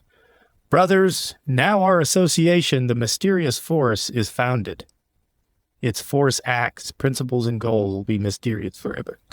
Thus we will be able to eradicate the fallacies of Jesus and his followers. We have now made ourselves brothers. We must form a true brotherhood, different from that which the impostor claimed to form, a brotherhood of deceit and witchcraft. Our brotherhood is truthful. It is the foundation and the backbone of our association. Now that we are chained and bound to the chains, let each one of us prepare himself for the work. The work consists in killing, by whatever means possible, the disseminators of the teachings of Jesus. This is our noble intention. This is our religious and political goal. Now that we have confederated our hearts here, let us trust that we will attain the formation of the National League that will unite us and dignify our Jewish existence and essence. Only with this league will we defeat our enemies and crush their forces, those forces that claim to nullify our religion in order to perpetuate the deceit inherited from the impostor, their chief. In short, I tell you that the foundation of our acts must be fidelity, discretion, and the cruel courage to eliminate them. On delivering these secrets to our sons, let us inculcate these principles in heritage. They, in turn, will bequeath them to their sons so that our principles and secrets will continue in an hereditary and sound manner from one century to the next, and thus forever. We know that the impostor Jesus attributed to himself the performance of miracles. He said that he was the Son of God, that he himself was God. Could there be greater impudence? Besides, he has spread many other false concepts which, faced with, we cannot nor must not keep silent. For example, his manifesting himself as King of the Jews. Do you not see in that claim imprudence, impudence, and unqualified insult? Thus our fathers judged it. That is why they attacked him. That is why they persecuted his partisans. And that is what inspires us to establish an association that may continue the battle. For without an association, some of them succeeded in attaining great and unforgettable triumphs in that field. 2 villages that you know, where they killed 3 followers of Jesus, served as an example to the rest. With the fate of those 3, not a single inhabitant of those villages and their vicinities dared to follow those preachers. Up to the present, we have no knowledge of anyone's having joined the impostors, or of their having returned to these villages. Such a measure being crowned with such great success without a league or association behind it. Can you imagine the magnitude and the benefit that will be attained with the foundation of our association? With the will of God, we will blot them from the earth, one by one. Thus we will escape the danger of the teachings of their chief, the impostor. Brothers, I would not have revealed these secrets to you if I had not had the will to ratify my great confidence in you. But I want to reveal to you the profound conviction of our faith in the frightful oath we have taken. From this day on, you will relinquish from your heart all doubt, fear, betrayal, or perfidy. In this course, I will be the example, so that from today on, we will be a single soul and a single heart. Each one of you, in turn, must be an example for every affiliate. And now, let us rejoice in the inauguration in order to march with gravity and diligence on the path of great success. Brothers, it is the duty of each of us to have a copy of all that has occurred and been written to date and hereafter. Thus, each one will have history of our acts, which, although limited, will be the inheritance that he will pass to his son from generation to generation. It will last with the advancing of days and the passing of time, as long as the followers of Jesus, the impostor, exist on earth. The king stood, followed by the 8. He said, "Now let us toast ourselves with a smiling face and a pure heart. Let us toast our brother Hiram with preference Let us applaud and exclaim 3 times, long live our principles. Long live our association, until the end of time. All the others exclaimed, long live our king. And the king cried, long live the Jewish religion. Long live the Jewish nation. Then he said, the next session will be held 6 days from now. In this interval, you will copy the articles of the sessions held to date, so each one may have his own. Mine will be written by Hiram. Chapter 13.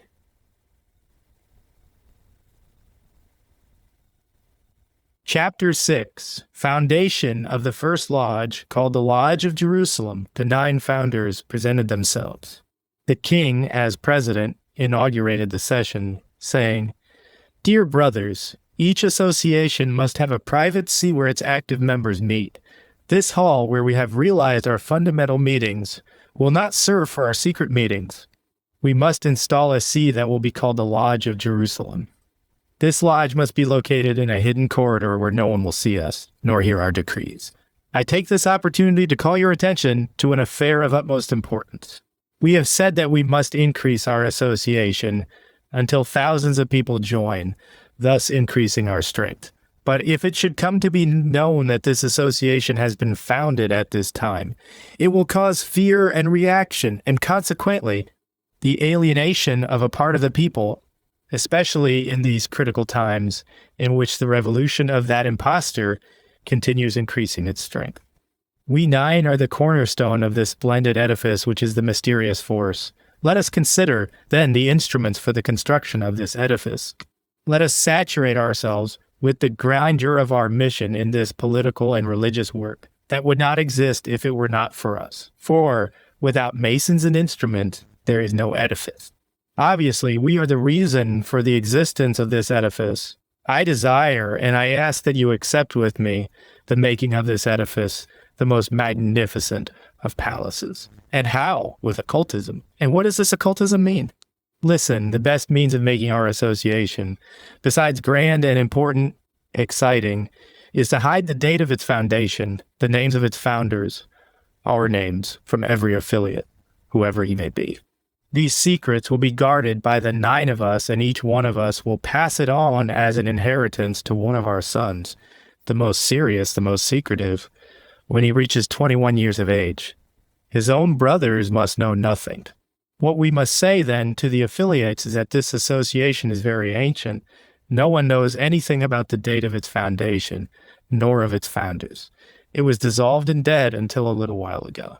As there will certainly be opposers, we will satisfy their doubts, telling them, King Herod found in his father's treasury ancient papers that indicate the existence of a most ancient association, said papers containing signs and laws. And it pleased him so that he wanted to revive it, and truly he revived it in accord with what was written in the documents. With this legend, we will hide the date of the foundation and the goal of the association. This will be our principal weapon. Occultism will be a disguise even for our brothers, although they reach the highest of degrees. In regard to these degrees, I must let you know beforehand that with brothers Moab and Hiram, we will make different degrees for the associates. And, once in order, we will make them known so you may give us your opinion.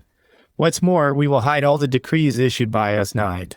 Besides, it will not escape your profound discernment that the absolute concealment will provoke the desire to enter our association, to know the occult.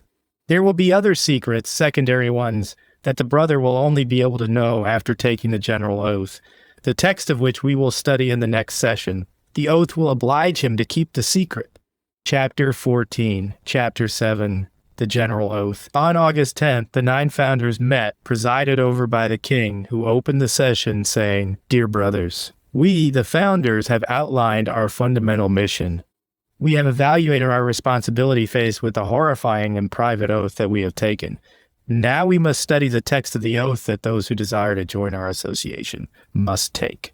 I will read its text, and if you approve it, we will decree it and record it. It will be called the General Oath. Text of the General Oath that every affiliate must take. I, John Doe, son of John Doe, swear by God, the Bible, and my honor, that since I have been accepted as an affiliate and member in the association, the mysterious force, not to betray my brothers, its members, in anything that might harm their persons or malign the decrees of the association, to fulfill in everything what its active members decree, and not to reveal anything of its secrets to anyone. If I betray this oath, my throat will be cut and any type of death will be permitted for me. Brothers, if the affiliate is Jewish, we will make the truth known to him, that is, that the goal of the association is Jewish union. And if he is not a Jew, we will not permit him to understand any.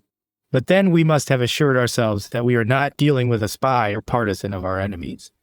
As he progresses up the scale of the degrees of the association, he will be advanced little by little in the knowledge of the primordial goals, and at an opportune moment, it will be revealed to him that the fundamental goal is to kill the partisans of Jesus and to preserve the Jewish religion. Then there will be no need to oblige him, for he will do so with all enthusiasm. Let us not forget that the greatest of the fundamental secrets, hermetically guarded, is the date of the foundation and the names of the founders. If they ask us, we must hide the truth, lie in the interests of the association, the Jewish religion and the Jewish nation. Thus we must answer. In a room in the palace of King Herod, the great papers were found that contain ancient Egyptian laws, signs, and symbols with mysterious words concerning this association. Said papers were inherited from our remote ancestors of a date impossible to know. Do they date back to Solomon, David, or Moses, or to earlier epochs? We do not know. How does this reply seem to you? Will you approve it? Yes, they all said, and it was recorded. It is clear here that the goal of ancient Masonry was solely the preservation of the Jewish religion. The new Masonry, that is, after the year 1717, tripled its goal. One part, the Jews, preserved the ancient principles. The second group embraced the principles of Dissipation, that is, to attack Catholicism. And the third group adopts the principles of naturalism and nihilism. Chapter 15. Chapter 8. The manner of joining. Hiram said, King Herod Agrippa, Moab Levi, and Hiram Abiud agreed on a special form for those whom they wish to join the association. They hold that the form of affiliation should be different from, and superior to that of all associations, companies, or brotherhoods, this being done for the purpose of creating prestige among the affiliates, who, besides attaching great importance to it, will have to fear it. We will make this objective easier, saying we have inherited this form mentioned.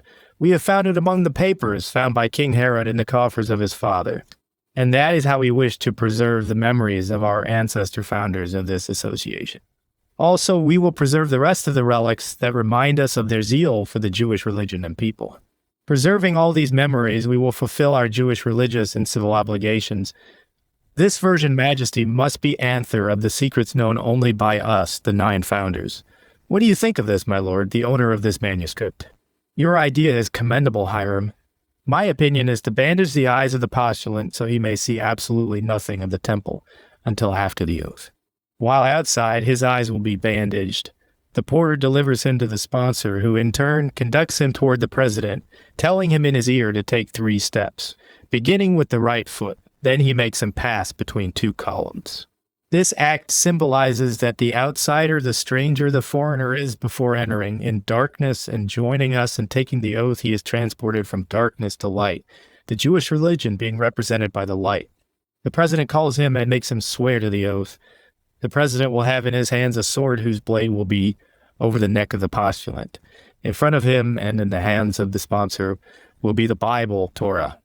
The oath taken, the bandage is removed, and he finds himself with a sword held over his head, and in front of his eyes, the Bible and a light.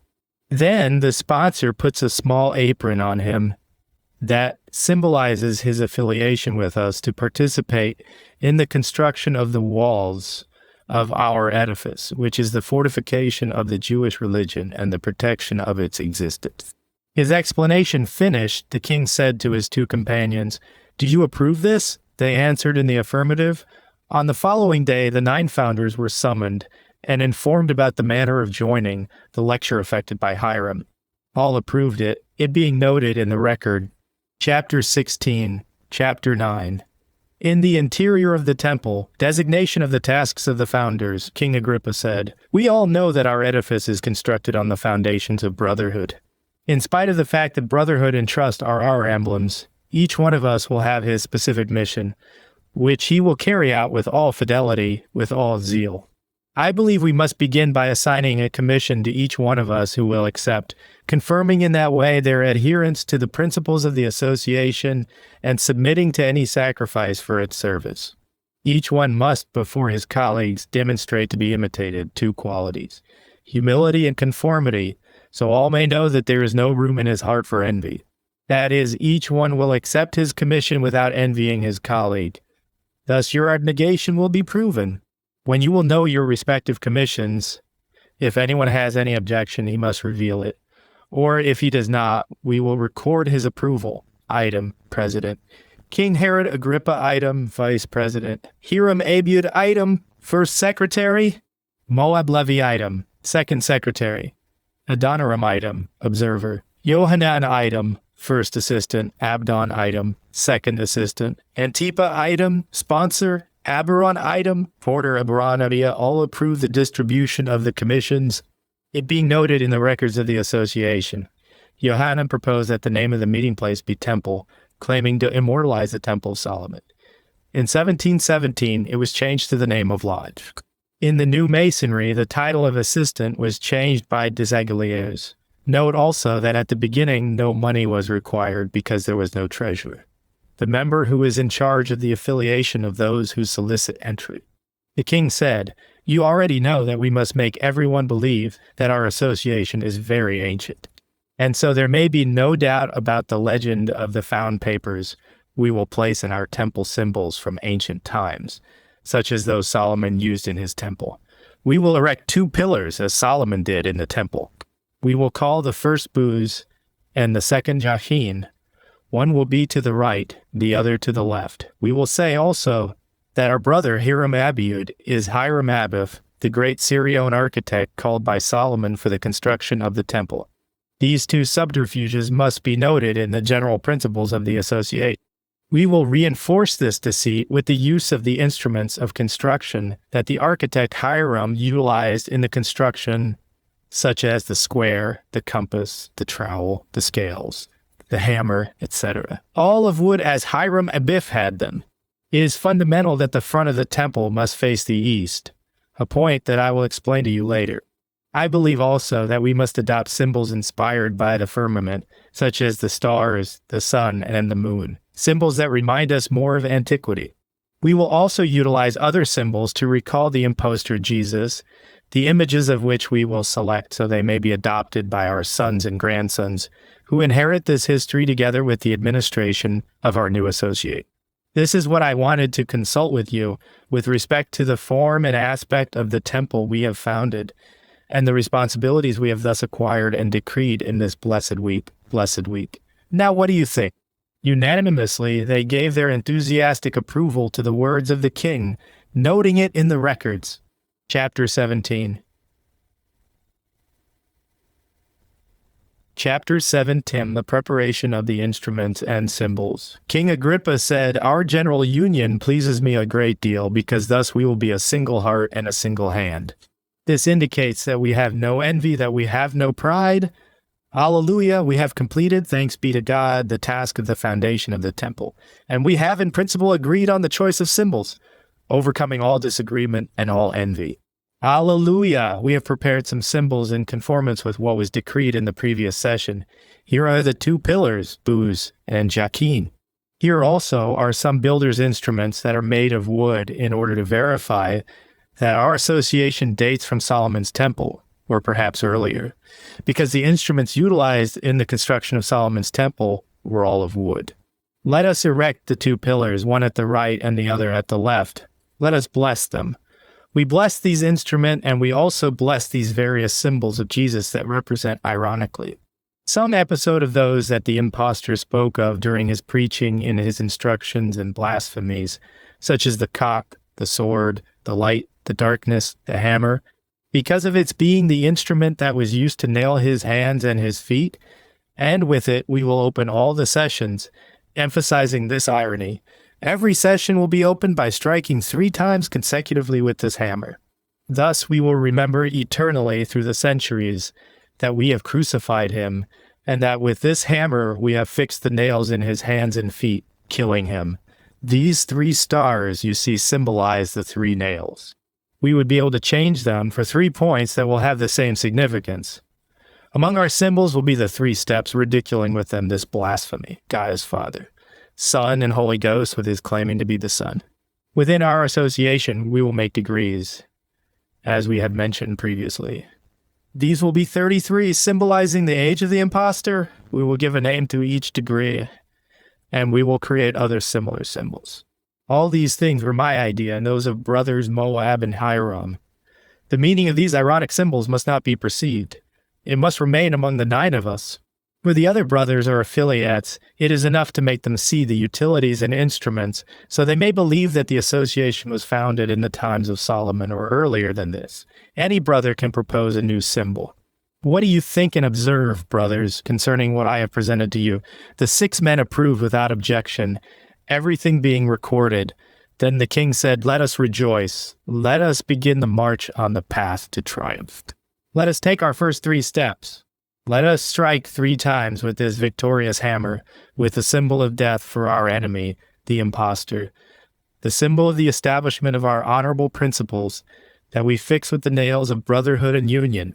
Let us all exclaim with joy, onward to victory." Chapter 18.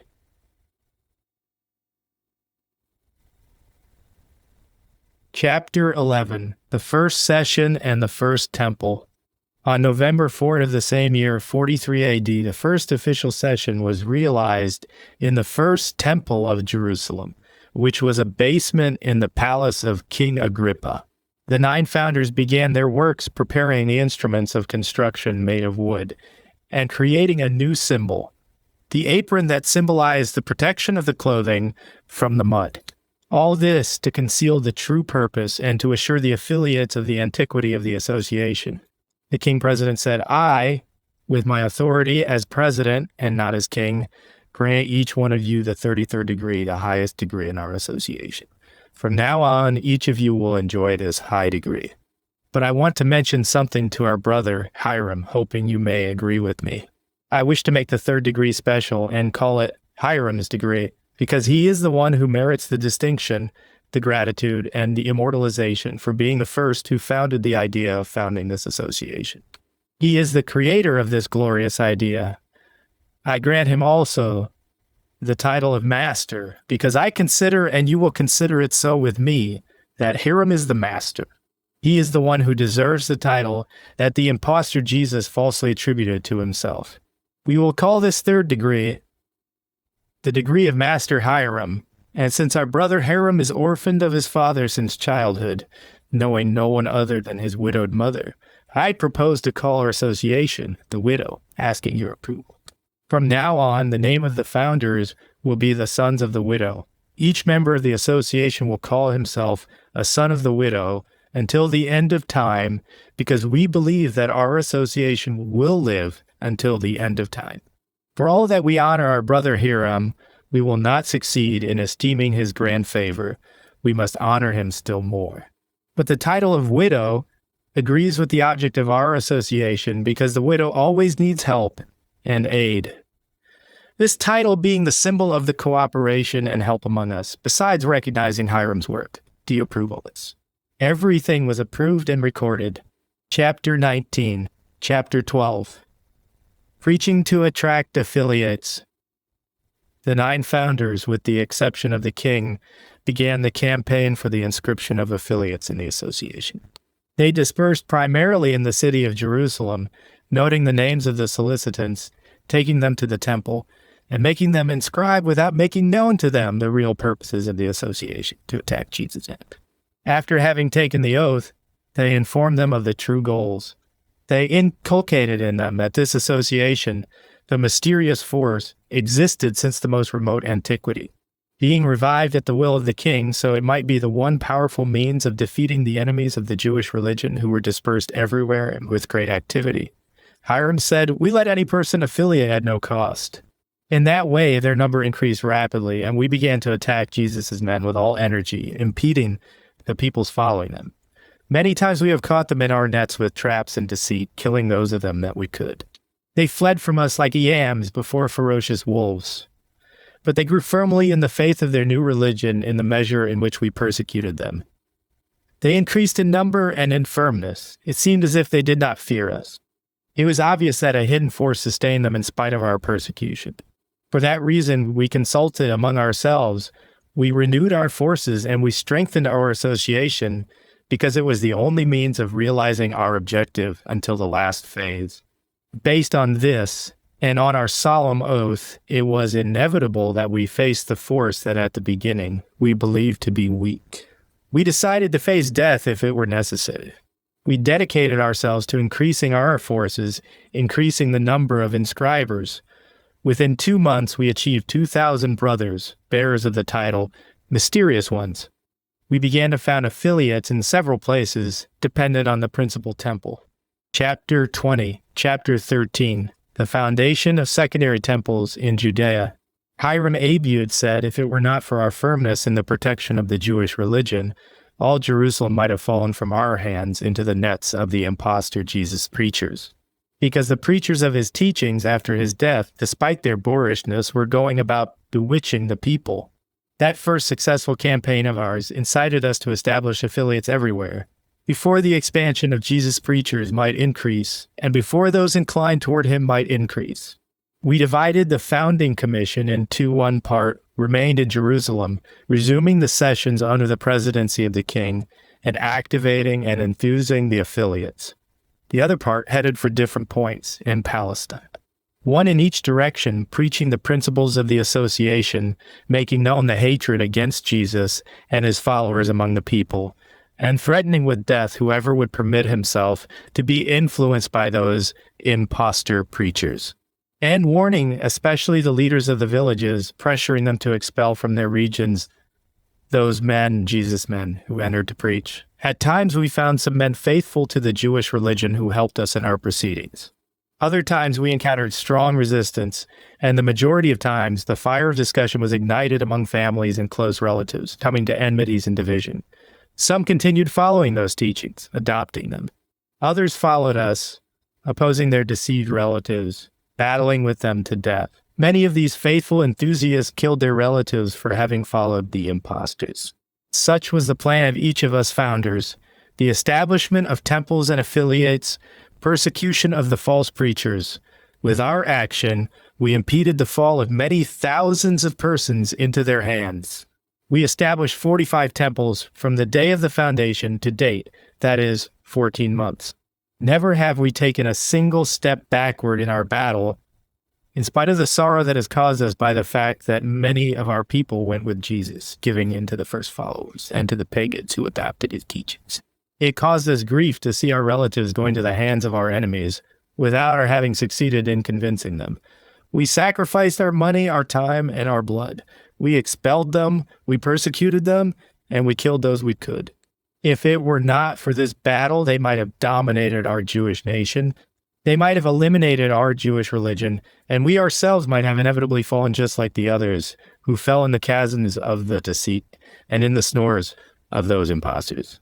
Thus we recommend to our sons, grandsons, and descendants who continue our action not to be discouraged and to continue on the path we have outlined, armed with the mysterious force that we have founded, that it may continue battling that diabolic force until the end of time, as long as it exists, and as long as it has impostor partisans.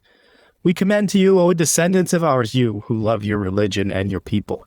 We commend to you the task of not letting die what we have revived for your life and your religion. We commend you exceedingly with the defense of the religion until death as your emblem and sentiment. We commend you not to deviate from our line, a line of heroes that we have outlined for you with our blood, with the sweat of our brows, with our money, and with our time, with which we have saved our religion, defeating our enemies and killing a number of them. If this number had given in to their companions, the impostors might have defeated us, our religion perishing. We commend you to record our struggle and to continue it. We commend you not to forget to commend to your sons all that we commend to you. Never consider as a religion the society the impostor Jesus founded. Never call him the Messiah. Never attend the meetings of his followers, because they are deceiving and confusing magic. But Vain were our efforts to impede a great number from falling into his nets. Vain were the threats of death to recall them to our path. They had deaf ears. Our arguments, even the most extreme, were worth nothing to counteract the force of that doctrine, nor was it possible for us to impede our Jewish people from adopting its principles. However, we must not forget the activity and zeal of our brothers, the founders, who performed miracles when faced with that current, and in awakening thousands of our nation, directing toward us hands of moral and material collaboration. We must record here in the pages of this history the great favor that our co-religionists did for us, those who were fathers, brothers, and collaborators with us without having joined our association. These were more useful than many of the inactive and useless affiliates. With the valuable counsels of those rich and benevolent men who offered us their moral and material help without joining the association, we have achieved a new system. The establishment of similar associations with another name, because according to information, many members are afraid to belong to the association, the mysterious force. Chapter 21, Chapter 14, Establishment of Affiliated Associations. But with other names after having obtained unexpected results by our action, and after having erected our works on firm foundations and subjecting the affiliate temples to the orders of the principal temple. We all returned to Jerusalem and held a meeting in the presence of the 9 founders, during which each one of us gave an account of the extent of his journey and mission, with reference to the foundation of affiliate temples. This success pleased King Herod exceedingly. He was even more pleased by our valiant attitude in front of the impostors, and he was tremendously impressed to know that we succeeded extremely well in killing a great number of them with all the means within our reach, blocking their efforts, destroying their preaching, and making their snares useless. With this, we prevented people from attending their meetings. Some simple elements that were obstinate we considered of no importance because they belonged to the lower class. In the course of the meeting, the proposal of some wealthy enthusiasts in regard to establishing affiliates of our association with other names, different from the mysterious force, but having nevertheless the sum principles, was put forth. This proposal achieved the agreement of the king and the members and was recorded. The names of the affiliate associations is the responsibility and choice of their founders or leaders, under the elementary conditions that they must have the same principles as the mysterious force, except in what concern the degrees, the signs, the instruments, and the other characteristics of our association. The symbol of these must be 2 hands interlocked, union and collaborator. The oath of these brotherhoods must be synthesized in the following text. I, John Doe, son of John Doe, swear by God, my creed and my honor, to unite myself to my brothers of the association, whatever brotherhood with everything they desire to realize, to collaborate with them and to be as one heart with them until death. With this decree, we ended the session, each one of us obtaining a copy of the aforementioned oath. Each one of us left then in his respective direction, resuming our work without neglecting our original first task. Such was our march in the path of the battle, rapidly establishing several brotherhoods with different names. The Jewish Brotherhood, the National Union, the religious collaboration, the religious obligation, etc. These brotherhoods made great progress thanks to the will of the leaders whom we selected as founders. These were the only ones who knew the relationship existing between the brotherhoods and our association. In the majority of cases, they were wealthy men. With their material aid, the number of affiliates in their brotherhoods increased and their number surpassed ours. We appreciate them immensely, in the name of religion and in the name of the nation. Their name and ours will be immortalized in history until the end of time. Chapter 22. Chapter 15. The death of Herod Agrippa. The member founders fulfilled their tasks everywhere.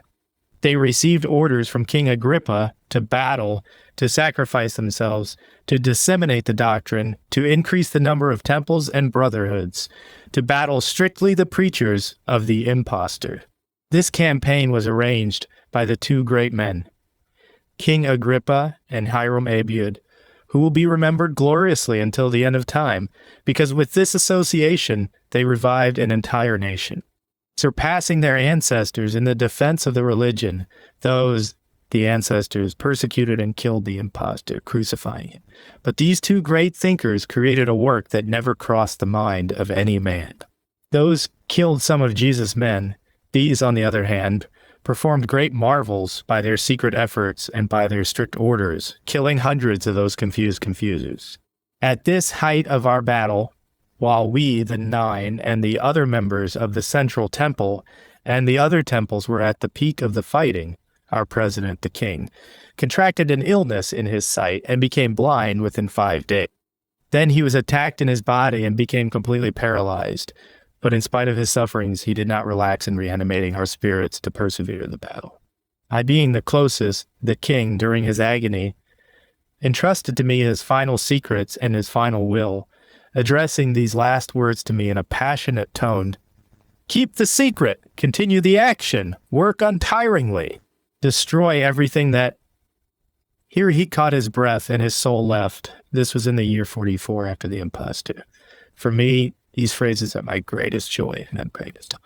I incorporate them in my discourses, and they will be cited in the private and public meetings as a sacred verse. Keep the secret, continue the action, work untiringly. I desire that these phrases be the principal foundation of our works, to construct on them our success with the extermination of the preachers of the impostor Jesus.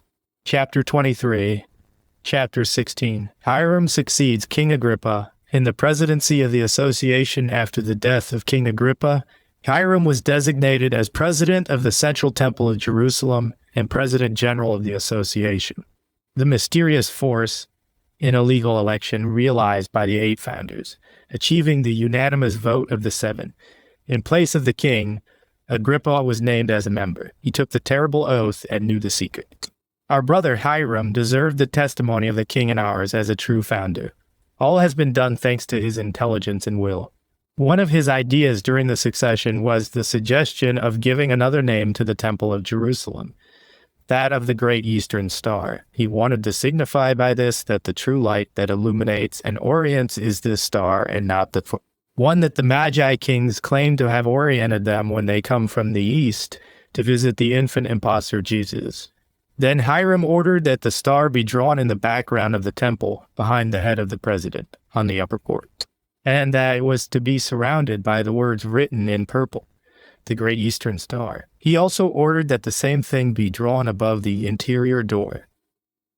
The president began a campaign to establish affiliate temples in the north of Palestine, delegating the presidency to Moab Levi, going himself to the different parts of the country, founding temples, disseminating hate for the impostor in the hearts of the people and stating that the teachings of his preachers were lies. Hiram, in his lengthy journey, arrived at Sidon, persecuting Jesus' men, causing fear in the hearts of the simple folk who followed him. Seeing that the number of Jesus' followers increased enormously, he asked the collaboration of his own companion founders. Moab sent him 2, Adoniram and Agrippa. The 3 resumed the persecution against the impostors wherever they went, arriving even earlier in the respective villages in order not to leave them time or opportunity to preach. Chapter 24. Chapter 17. Hiram's disappearance. The 3 missionaries dispersed in the eastern part of Sidon, penetrating the lands of Lebanon. A short time after the meeting of Adoniram and Agrippa with Hiram and the departure of each one in the different direction, Hiram disappeared without his companions taking notice. Informed, Agrippa exclaimed, "Hiram disappeared! Our president has been killed. What a disaster. I saw him last in Sidon." When the news reached Jerusalem, all the member founders except Johanan, who was sick, left for the region of Sidon. They began the search for their brother and president without finding traces. Tubal-Cain, Hiram's nephew, who accompanied the members from the temple, commented that, based on some information from the inhabitants, he could have been a victim of wolves. A rumor was circulating among the inhabitants that wolves had devoured a dervish, and several other persons in those cold days of full-blown winter. For that reason, they hastened the search, separating among themselves, but each little group accompanied by the residents of those areas, with the hope of coming upon Hiram's body if it were true that he had died. Adoniram and Tubal-Cain, searching in the southeast direction, observed from afar 3 large birds gathered over an object under a tree. Approaching it, they saw a body lacerated by the birds and other beasts devoured for the most part. They recognized it immediately as Hiram's body by its clothing and especially by his silver ring with the hammer engraved on it. The birds they saw were vultures. They gathered up his remains, his clothing, the ring, and some branches of the tree in whose shade the body was, and went back to Jerusalem. We do not know of what species that tree was, but we believe that it is of the type called acacia. Having arrived in Jerusalem, they presented everything to the temple. His nephew Tubal-Cain succeeded Hiram. He took the oath and received the secret. Moab Levi was elected president. The first of his orders was to cover the temple of Jerusalem and the other affiliate temples with black letters as a sign of mourning for our brother Hiram. Then he ordered a magnificent wake, only among the mysterious ones in all the temples on the same night. He also ordered that the commemoration of this wake be revived as long as the association exists. As we read here, these orders were recorded. Later, the transferal of the first secretariat to Adoniram and the second to Johanan was decreed. King Agrippa had given the third degree the name of Master Hiram. Completing the homage to the master, Moab Levi ordered that the wake be realized every time the third degree was granted to a member. The member must represent our dead brother, Hiram, thus to keep his memory alive. These orders were recorded, becoming a part of our fundamental laws. In the following session, I suggested the following. I have an idea that without doubt will be the best backbone for our principle that indicates moving back the date of the foundation by thousands of years. I beg you, brothers, not to accuse me of exaggerating the fame of my uncle Hiram with this idea. This is not my purpose, no. Listen to me. One of the principal decrees that I have read in the texts of our history indicates the hiding of the date of the foundation of our association from all the people, including from our brothers in the association. So they remain completely ignorant of its origin. My opinion is the following. We must make known to the mysterious ones that the wake of homage mentioned is made in memory of Hiram Abiff, the Syrian, the architect of the Temple of Solomon, killed by the three workers. With this deception, we affirm before everyone the antiquity of this association, the secret being kept forever. With this event, the 9 of us immortalize the memory of my uncle, the martyr of the association. The general and public remembrance will be for Hiram Abiff. And so the mysterious ones do not understand anything of this, and to fortify the belief in the antiquity of the association, we must make the date of the first order decreed by the central temple for the realization of the wake be the date of the creation of man. We must add this principle to our others and note it in the records, thus linking our true date with that of the beginning of creation. We will increase the preoccupation, the doubt in the world. Do you approve what is proposed, brothers? All made known their delight in this idea, recording it with appreciation to Tubal-Cain for his wisdom and timeliness. Adoniram added, "It is not fitting to realize the homage of the wake on the same night, as the president said, especially at this time, nor is it fitting to inform the temples for their participation with us. Listen to my arguments. As the news of the death of our brother Hiram is already known, it will not be easy to convince the mysterious ones that the wake will be for the soul of Hiram Abiff, the architect of the Temple of Solomon. The 9 of us alone must realize the wake for the soul of our brother Hiram Abiud without making it known to anyone. Then we will keep it in reserve until a time passes during which the people's recollection of the memory of our Hiram will be erased. We, the 9, and whoever succeeds us through the centuries will not forget it. How can we forget it if there will be a copy of this history in the hand of each one of the 9? And thus we will complete the deception in such a way that none of the mysterious ones will suspect that the wake of the third degree corresponds to our brother Hiram, president and founder of this association. And everyone will believe that the wake of the third degree is for Hiram Abiff, the architect of the Temple of Solomon, it being impressed in the mind of the people that the origin of the association is prior to Solomon. Thus, no one will know anything of the date, the purpose, the place, and the founders of the association. Will you trust me, brothers, to prepare the text for this proposal? We approved it and assigned Adoniram to do so. Chapter 25. Chapter 18.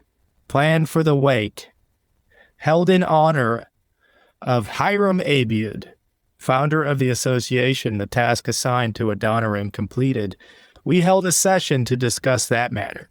During the session, our brother Adoniram read the following. Each one of us values Hiram as highly as King Agrippa, and we know that the king decreed that the third degree be denoted, the degree of Master Hiram, to dignify even more this degree, and in homage to the king as well as to Hiram. I believe that what I read to you should form part of the rites of the third degree. I say, 1. Place the remains of our brother Hiram in a hidden room with the door open.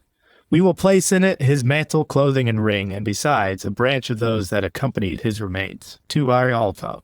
2 of us will go around seeking the remains and return lamenting on not having found them. 3. Then 5 will go around for the same purpose, returning crying for not having 4. Then we will all go about and seek separately here and there until finding his remains in the hidden room. 5. Having prepared then a coffin and a black mantle, some of us will return, and bringing the remains and Hiram's articles, we will place them in the coffin and cover them with the black mantle. 6. We will carry the coffin to the temple, and over the mantle will be written the words, dead, living. Then we will begin the mourning, each one crying and pronouncing phrases of sorrow and lamentation. 7. We will light 3 lanterns, 2 over his head, which will be directed toward the eastern star, and the 3rd lantern over his feet. This is the symbol of the 3 nails with which we nailed Jesus. 8. The president will read some prayers for his soul, pointing out his character, his works, and the graces attained for the good of the association. He will recall that he was its founder, and that he died a martyr to religious duty. That is why he is living, because he lives forever in us and in these symbols I have mentioned. 9. We will uncover the coffin and look at the remains as if he would speak to us. Then the president will say, Speak, Hiram. Inform us about your battle and who killed you. We have heard that you did not perish by a natural death. 10. The president will kneel near his head and say the following discourse representing Hiram. I sought you, dear brothers, during my battle, and in the last moment of life I found no one. Indeed, I have not died a natural death.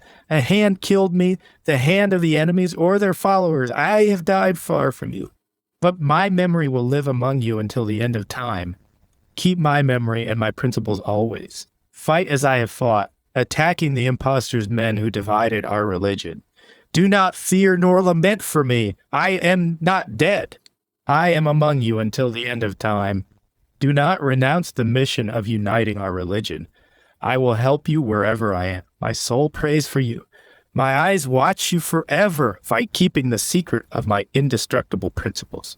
To you I deliver the instruments, the implements with which I constructed this hidden edifice. To you I give a name and a memory that will live forever. Attack your enemies, the impostors' men. Increase and grow. I am here watching your acts. In the final encounter, I will pass judgment on you when I hear you say to me, You remain living among us, O Hiram. Brother founders, I call you from this desolation. I greet you asking life for you and your association. Death to your enemies after the president finishes, kneeling his discourse as if Hiram himself had spoken. We will carry Hiram's remains to bury them in the tomb we have prepared at the side of the temple. From now on, the first of the conditions that the aspirant to the 3rd degree, that of Hiram, must fulfill is that of representing our dead brother, suffering the insults and the bitternesses that Hiram suffered in his battles on behalf of the principles of the association. The associate must accept being placed in a coffin representing the corpse of Hiram. The coffin is left with the graduate in a dark room representing Hiram in the desolate field where he died. Then it is to be carried to the temple and placed between the 2 columns, Booz and Jekian. You must know the importance of the following matter. He who reaches the 3rd degree must not relate its secrets to one who is lower, so the latter may not know its rights until his graduation. Before finishing, Adoniram said, What do you think of what I proposed to you? To which we answered that we approved the precision of his opinion. Then it was recorded. On the following day, we buried Hiram in accord with the approved norms. After burying the remains, the 9 of us completing the wake in homage, Adoniram said, Brothers, these symbols are exclusively for the 9 of us and those who succeed us. Thus it will continue as a memory and secret among the 9 successors. None of the other mysterious ones must know that the homage is for our brother, Hiram Abiad. For on knowing it, they will know that our association was founded recently to combat Jesus' men. This would be troublesome for us because it would alienate many who desire to join. In order to fulfill our purpose and to make the secret more hermetic, we must add to these symbols other objects and symbols pertaining to Hiram Abiff, Solomon's architect. I will prepare them and explain them to you. Thus, the mysterious ones will believe that the graduate represents Hiram Abiff, and they will be convinced that the association is most ancient, from remote times. You must remember that this degree is one of the most important traditional degrees. Chapter 26. Chapter 19, Signs of Recognition and Norms for Entering the Temple. Adoniram said, "We have taken the symbols for our association from the stars, from the implements of construction and architecture, and from what the impostor said and did. We must now, brothers, create general signs that may be known by all the mysterious ones, not only by the 9 of us. The purpose of this is so they may recognize one another wherever they meet. Here I read to you what I have prepared. 1.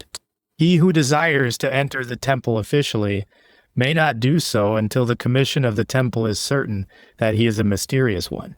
It will be known if he answers properly with the secret word that they will know. 2. On entering, he must take the 3 steps that we have so disposed in such a way that with the 3rd step, he may arrive at the center of the space bound by the 2 pillars. Then he greets the president in the following manner. The right hand is placed over his head. Then he lowers it and places it open over his breast below his neck. He will repeat his greeting 3 times. The president stands and strikes 3 times with the hammer, lifting it over the head of the visitor as if to threaten him. Then the president sits in the visitor too. These movements signify that the visitor repeats the oath that he took when he was accepted as a member, that he is firm and active in the service of the association, that he is sincere, and that he will never betray it. The movement of the president symbolizes his threat with death if he betrays it. 3. The mysterious one carries out these movements before whomever he wishes in order to make himself known, on the condition that he does not make the significance understood. 4. In case of danger or to ask help, the mysterious one will lift his clasped hands above his head. If there are mysterious ones near him, they will offer him assistance. 5. Recognition with the eyes. Looking first at the forehead, then turning the eyes toward the left shoulder, then toward the right shoulder. If the other one is a mysterious one, he must do the same, thus realizing the recognition. 6. Recognition by touch. It is indispensable. It must be carried out in the following way. When the greeting is affected by the pressing of hands, the mysterious one will exert light pressure with his thumb over the first joint of the index finger of the one greeted. If the latter is a mysterious one, he will respond with the same movement, realizing immediately the recognition. 7. Recognition by speech. I believe that it is fitting to have a key word and that it be sacred for us. I suggest that this word be booze. When one asks the mysterious one, "Are you a mysterious one?" he will answer B.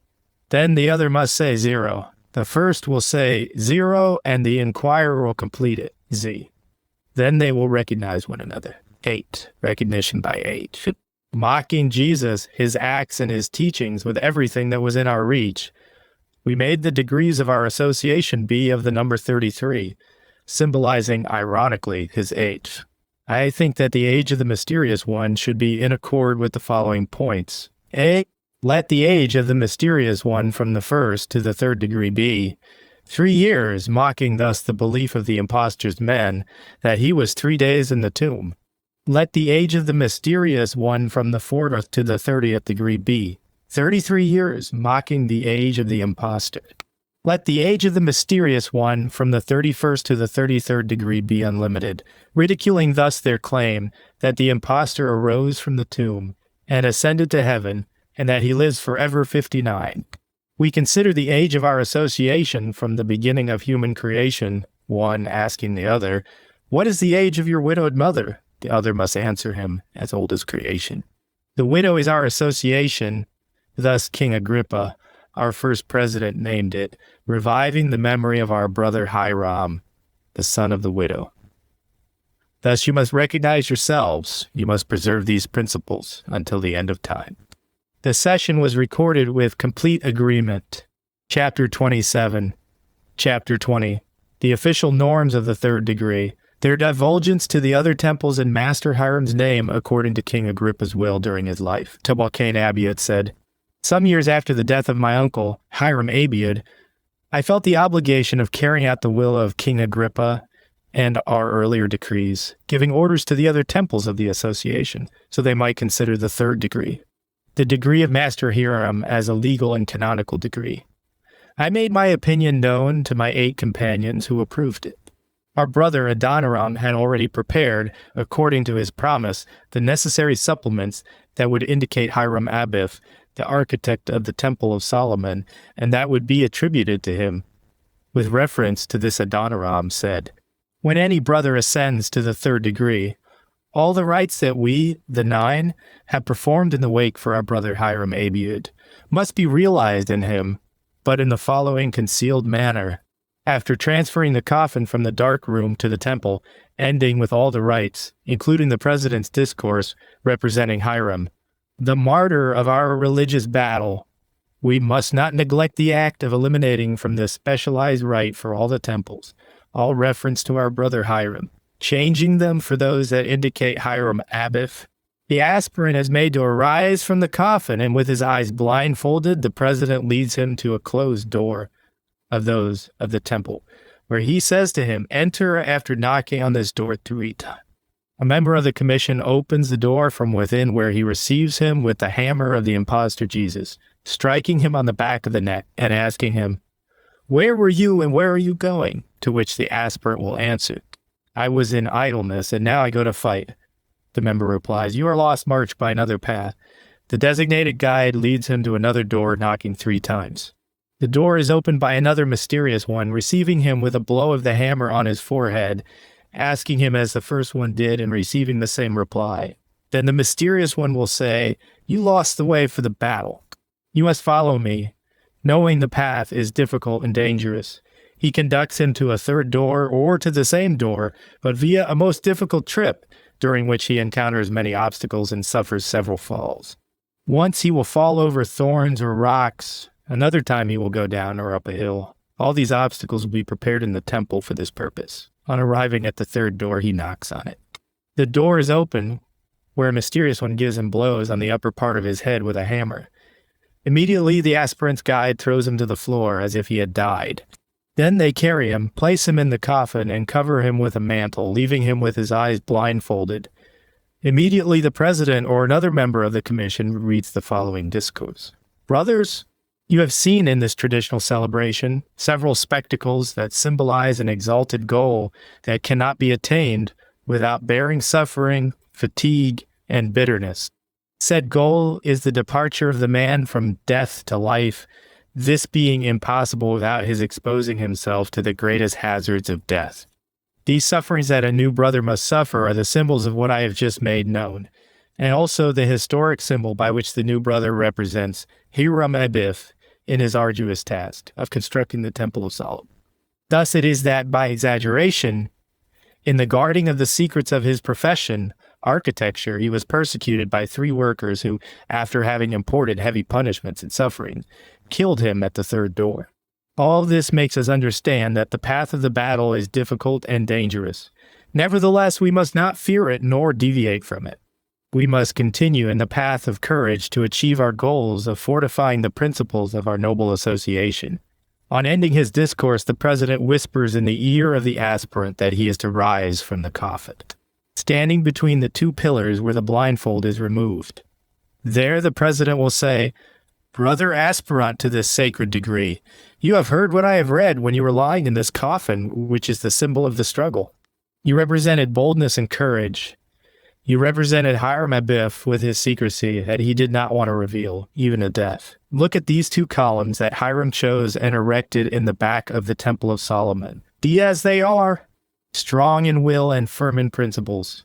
After this, the aspirant will say the following words. I am no more than force, with decision and firmness. I will keep the secret of all that I have seen and heard before men and even before the other mysterious ones who are below my degree. Thus, the new brother in the third degree will believe that during the rituals he represented Hiram Abiff, without having the least idea that that homage was a memorial act for our brother Hiram Abiud, founder of our association, and therefore he will not know either that it was founded recently, and that we, the 9, are the founders. Thus, brothers, we will revive the memory of our brother Hiram Abiud with none of the mysterious ones or those outside our association being informed of the intention of the 9 of us. That is the immortalization of Hiram, the founder of our association, its fountain and father, to whom we owe all zeal, enthusiasm, and gratitude. Do you approve what I've read to you? In order to read then the text of the order we must send to all the temples. Adoniram's opinion was approved by all of us. We recorded it, and then we sent the order to the affiliated temples for their knowledge of the norms of the third degree, and for its execution with all meticulousness and secrecy. Chapter 28.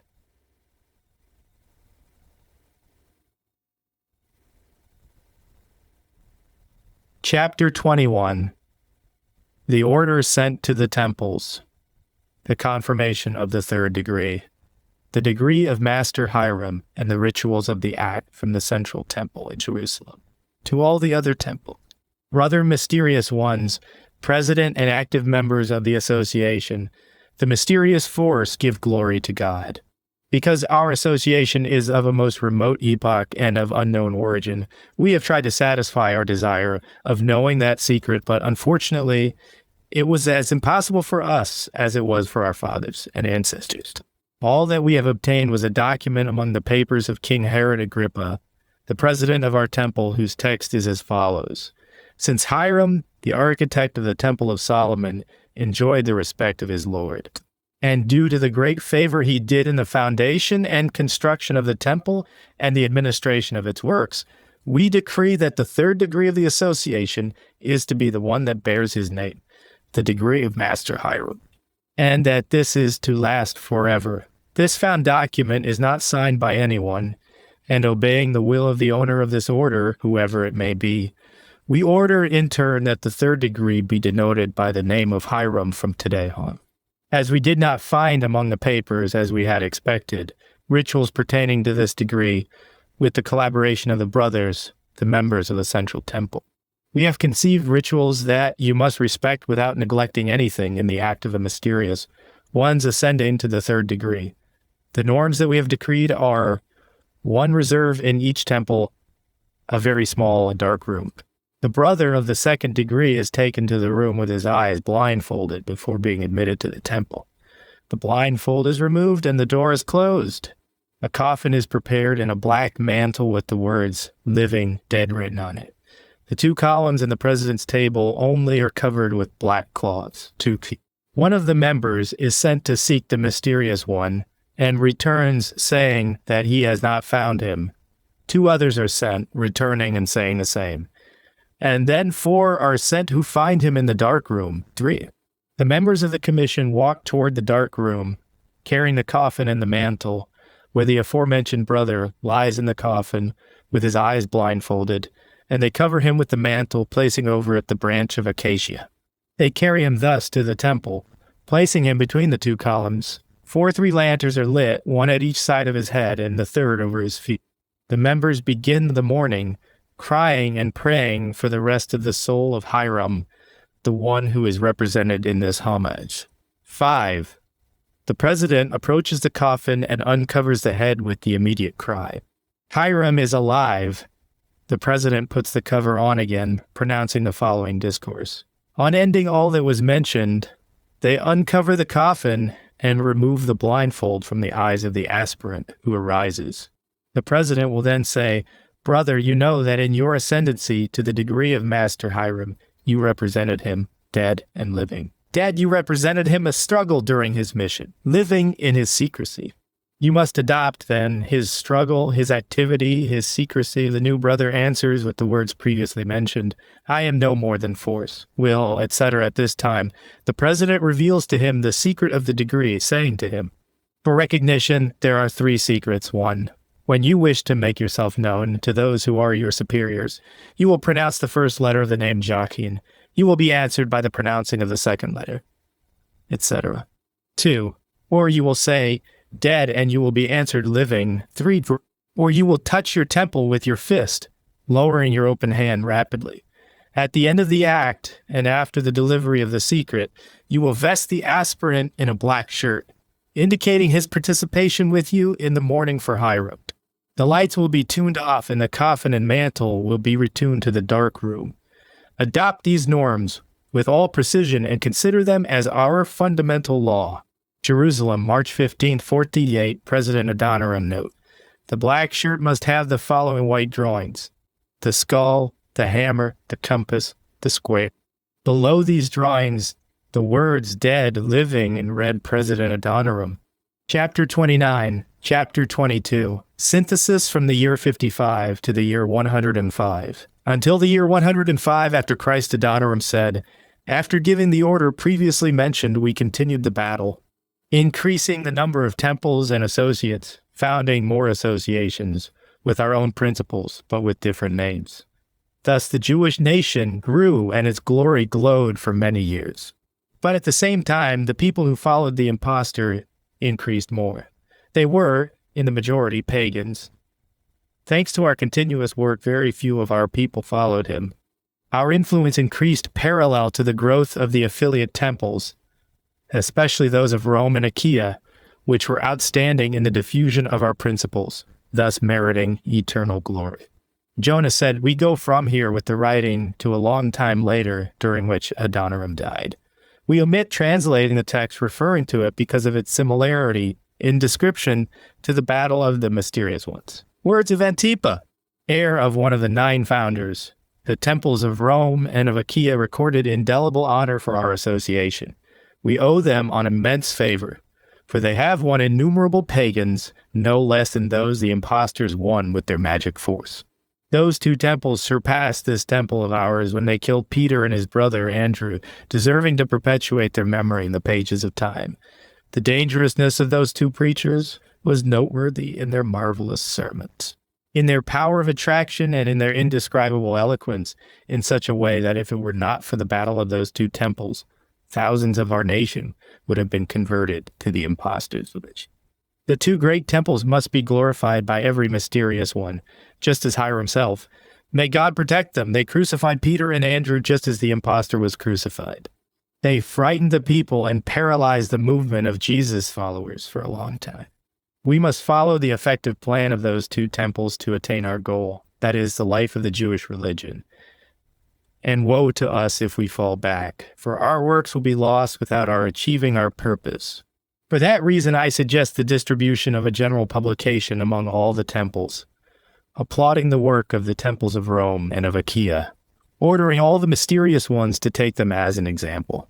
And in order to immortalize their memory, we will make the day, November 30 of each year, the day of those 2 temples, celebrating it with all joy for its having been the day on which Andrew the impostor was crucified. Antipa's proposal was approved. The publication was written and distributed. The day decreed for the temple of Achaia was recorded for their having killed Andrew, this death being the fruit of the battle of that temple. Massacres the mysterious ones committed against many of their brothers who abandoned them and followed Jesus' men for fear they might reveal the association secrets. Chapter 30.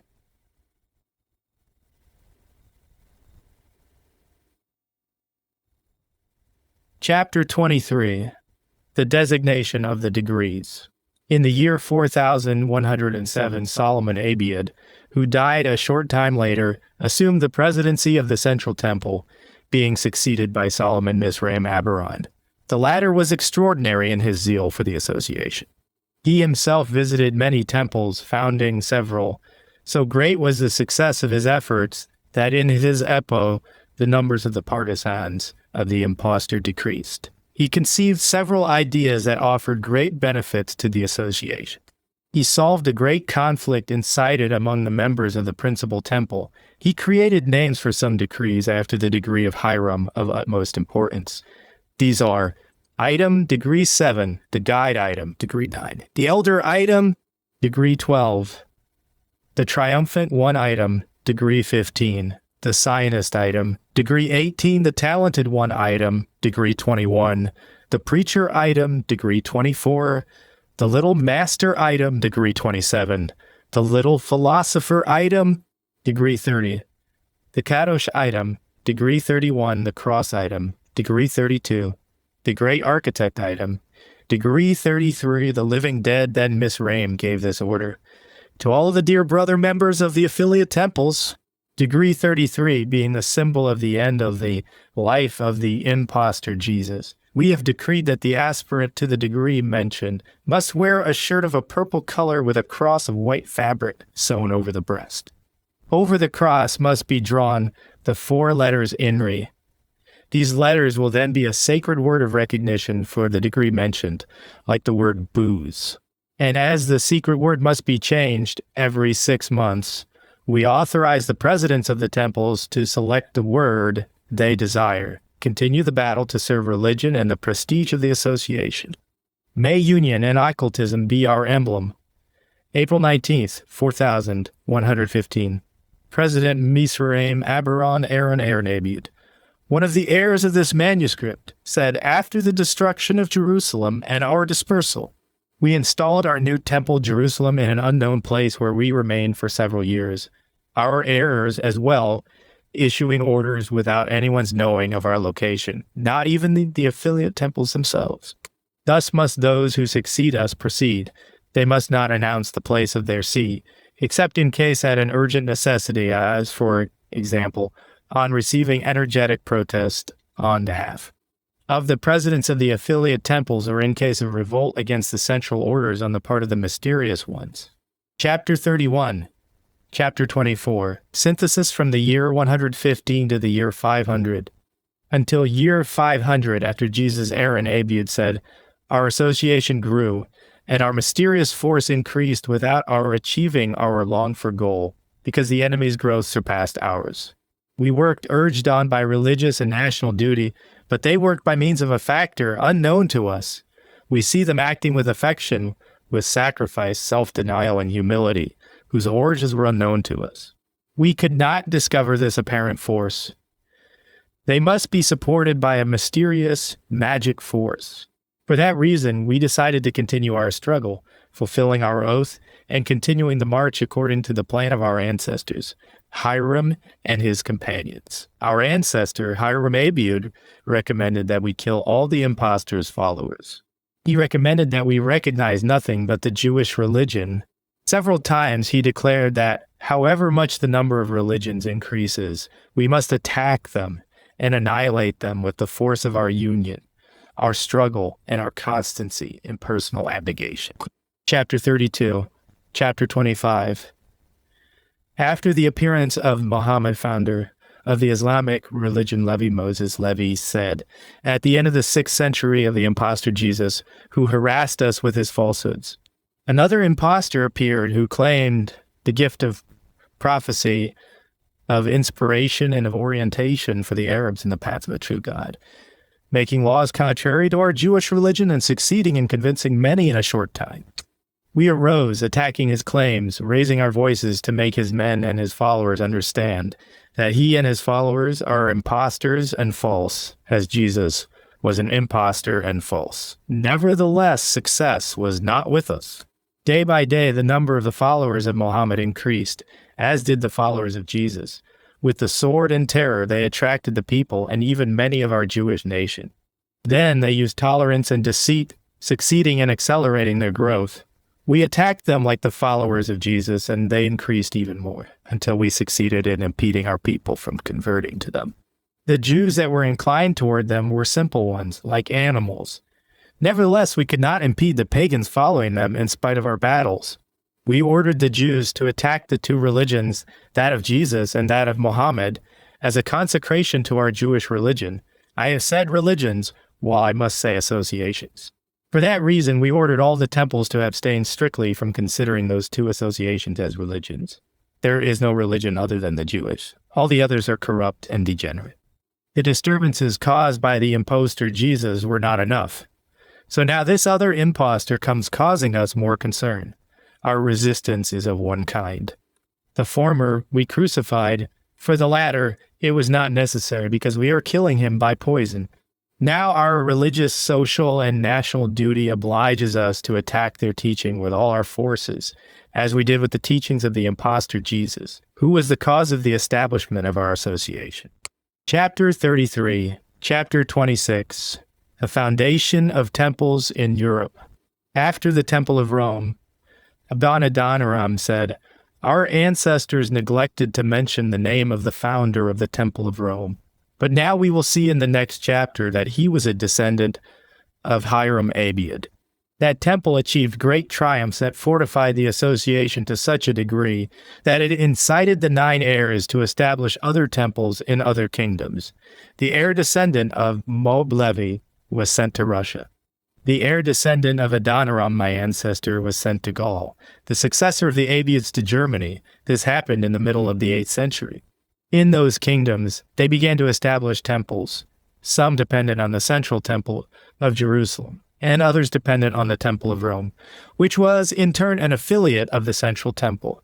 In the 8th century, after 7 centuries of continual battle, when the Temple of Rome was in its glory, the following temples existed. In Russia, 4, in Gaul, 4, and in Germany, 3. Then the number of temples in the capitals of the kingdoms mentioned increased. Others were founded in other capitals and also in the interior. The temples in each kingdom depended on the principal temples in its capital. Those of the capitals depended on the central temple, Jerusalem. This situation continued until the 12th century.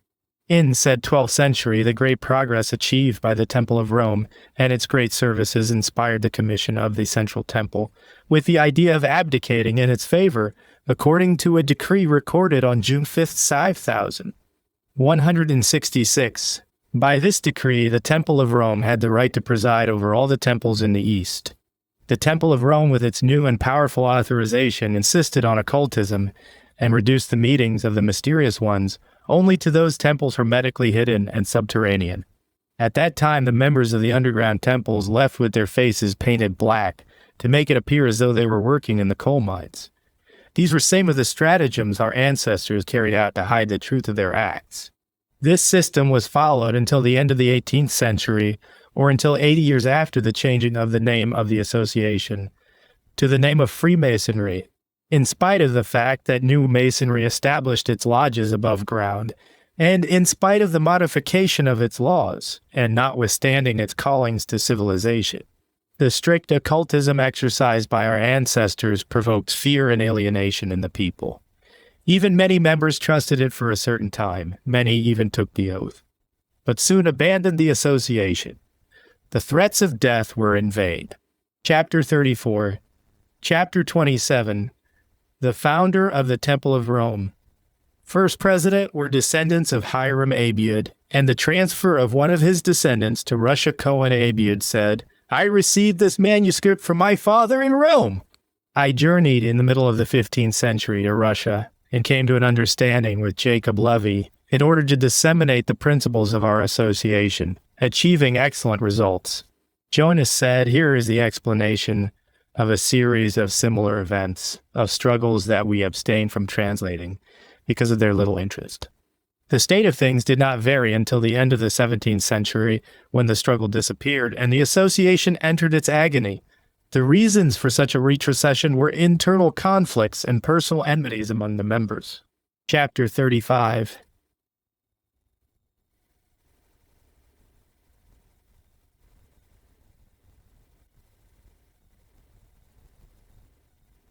Chapter 28. Abraham and Abraham Abiad sent to London. Were sent to London, it is made clear in the previous words that our association progressed in some eras and degenerated in others.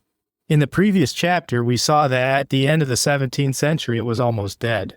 Also, I came to the conclusion that the reason for this degeneration and retreat was the spirit of envy, pride, and corruption that dominated us. I decided then to lift the association from this fall.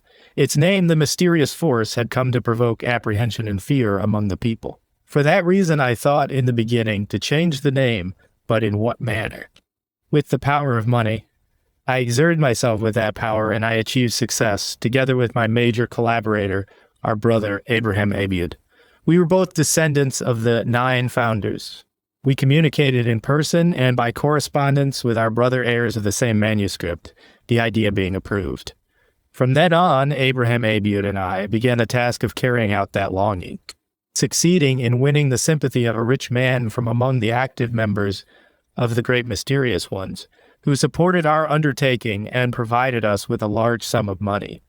We went to Germany, where we had no success. We went to Italy and France, always stumbling over obstacles that demolished our efforts in all those kingdoms. Not obtaining support to carry out our intentions, we returned to Russia to inform the man of fortune who had supplied the money to us of what had occurred. That man, with admirable zeal and will to regain the glory of the association, was working with enthusiasm to elevate the prestige of the Jews and to preserve and dignify our nationality and our religion. After encouraging us, he sent us to London, the capital of England. We were three, Abraham Abud, my son Abraham, and I. We judged it fitting to communicate with a man named John de Sagalies and a disciple or companion with the name George, not knowing his last name. After studying his character and religion, we contracted a strong friendship with him, explaining the plan to him. De Sagalies found in the plan the opportunity to realize his own religious purposes. He supported Levi and promised him all the help he needed, reaching the point of saying, "We must demolish the Catholics. We must not regress until annihilating them."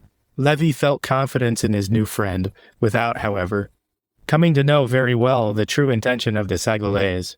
Jonah said, "I do not believe it is necessary to repeat here what we have seen in the first section concerning the accord realized among the five, Levi, de Sagalies, and their companions. Their meeting, the deceit of de Sagalies, his taking from Levi the English manuscript, how they agreed on naming the association. Freemasonry on August 25th, 1716, the United Meeting realized on June 24th, 1717, with the associations of architects and builders in London with its new name. The origin of the discussion and aggravation of the conflict between Levi and de Sagalies for his refusing to return the manuscript, and the conclusion of the conflict with the disappearance of Levi and the confiscation of all his papers." Chapter 36. Chapter 29. Details of Joseph Levi's assassination. Jonas continues narrating. Our two ancestors, the two Abrahams, said what was said by Abraham Levi. Of the fundamental conditions between my father and de Sagalies, there were that the presidency would be Levi's, and that the first lodge would be called the Lodge of Jerusalem, as a remembrance of the principal temple. De Sagalies accepted these two conditions. Nevertheless, at the great meeting on June 24th, 1717, the majority were on the side of de Sagalies and Anderson. As a result, both conspired against Levi, assassinating him and robbing his papers. We did not have proof against anyone, but we decided to wreak vengeance on de Sagalies and his disciple George. We killed the latter. We did not succeed in killing de Sagalies because one of us, Abraham Abud, became ill. Jonas said, "Here there are details read in the first section for which there is no need to repeat them. Here is the narration of the other successor, Abraham Abud, the owner of this manuscript, after the death of Abraham Levi, which happened almost immediately after the death of his father, as we have seen in the family tree of ancestors. From Joseph Levi to Lawrence, I did not renounce the task of avenging myself on de Sagalies, but I felt alone and weak to carry out the idea. And as I did not want to die without satisfying my longings for revenge, I sought another path. I sought the path of moral vengeance that had perhaps greater effects than a bloody revenge.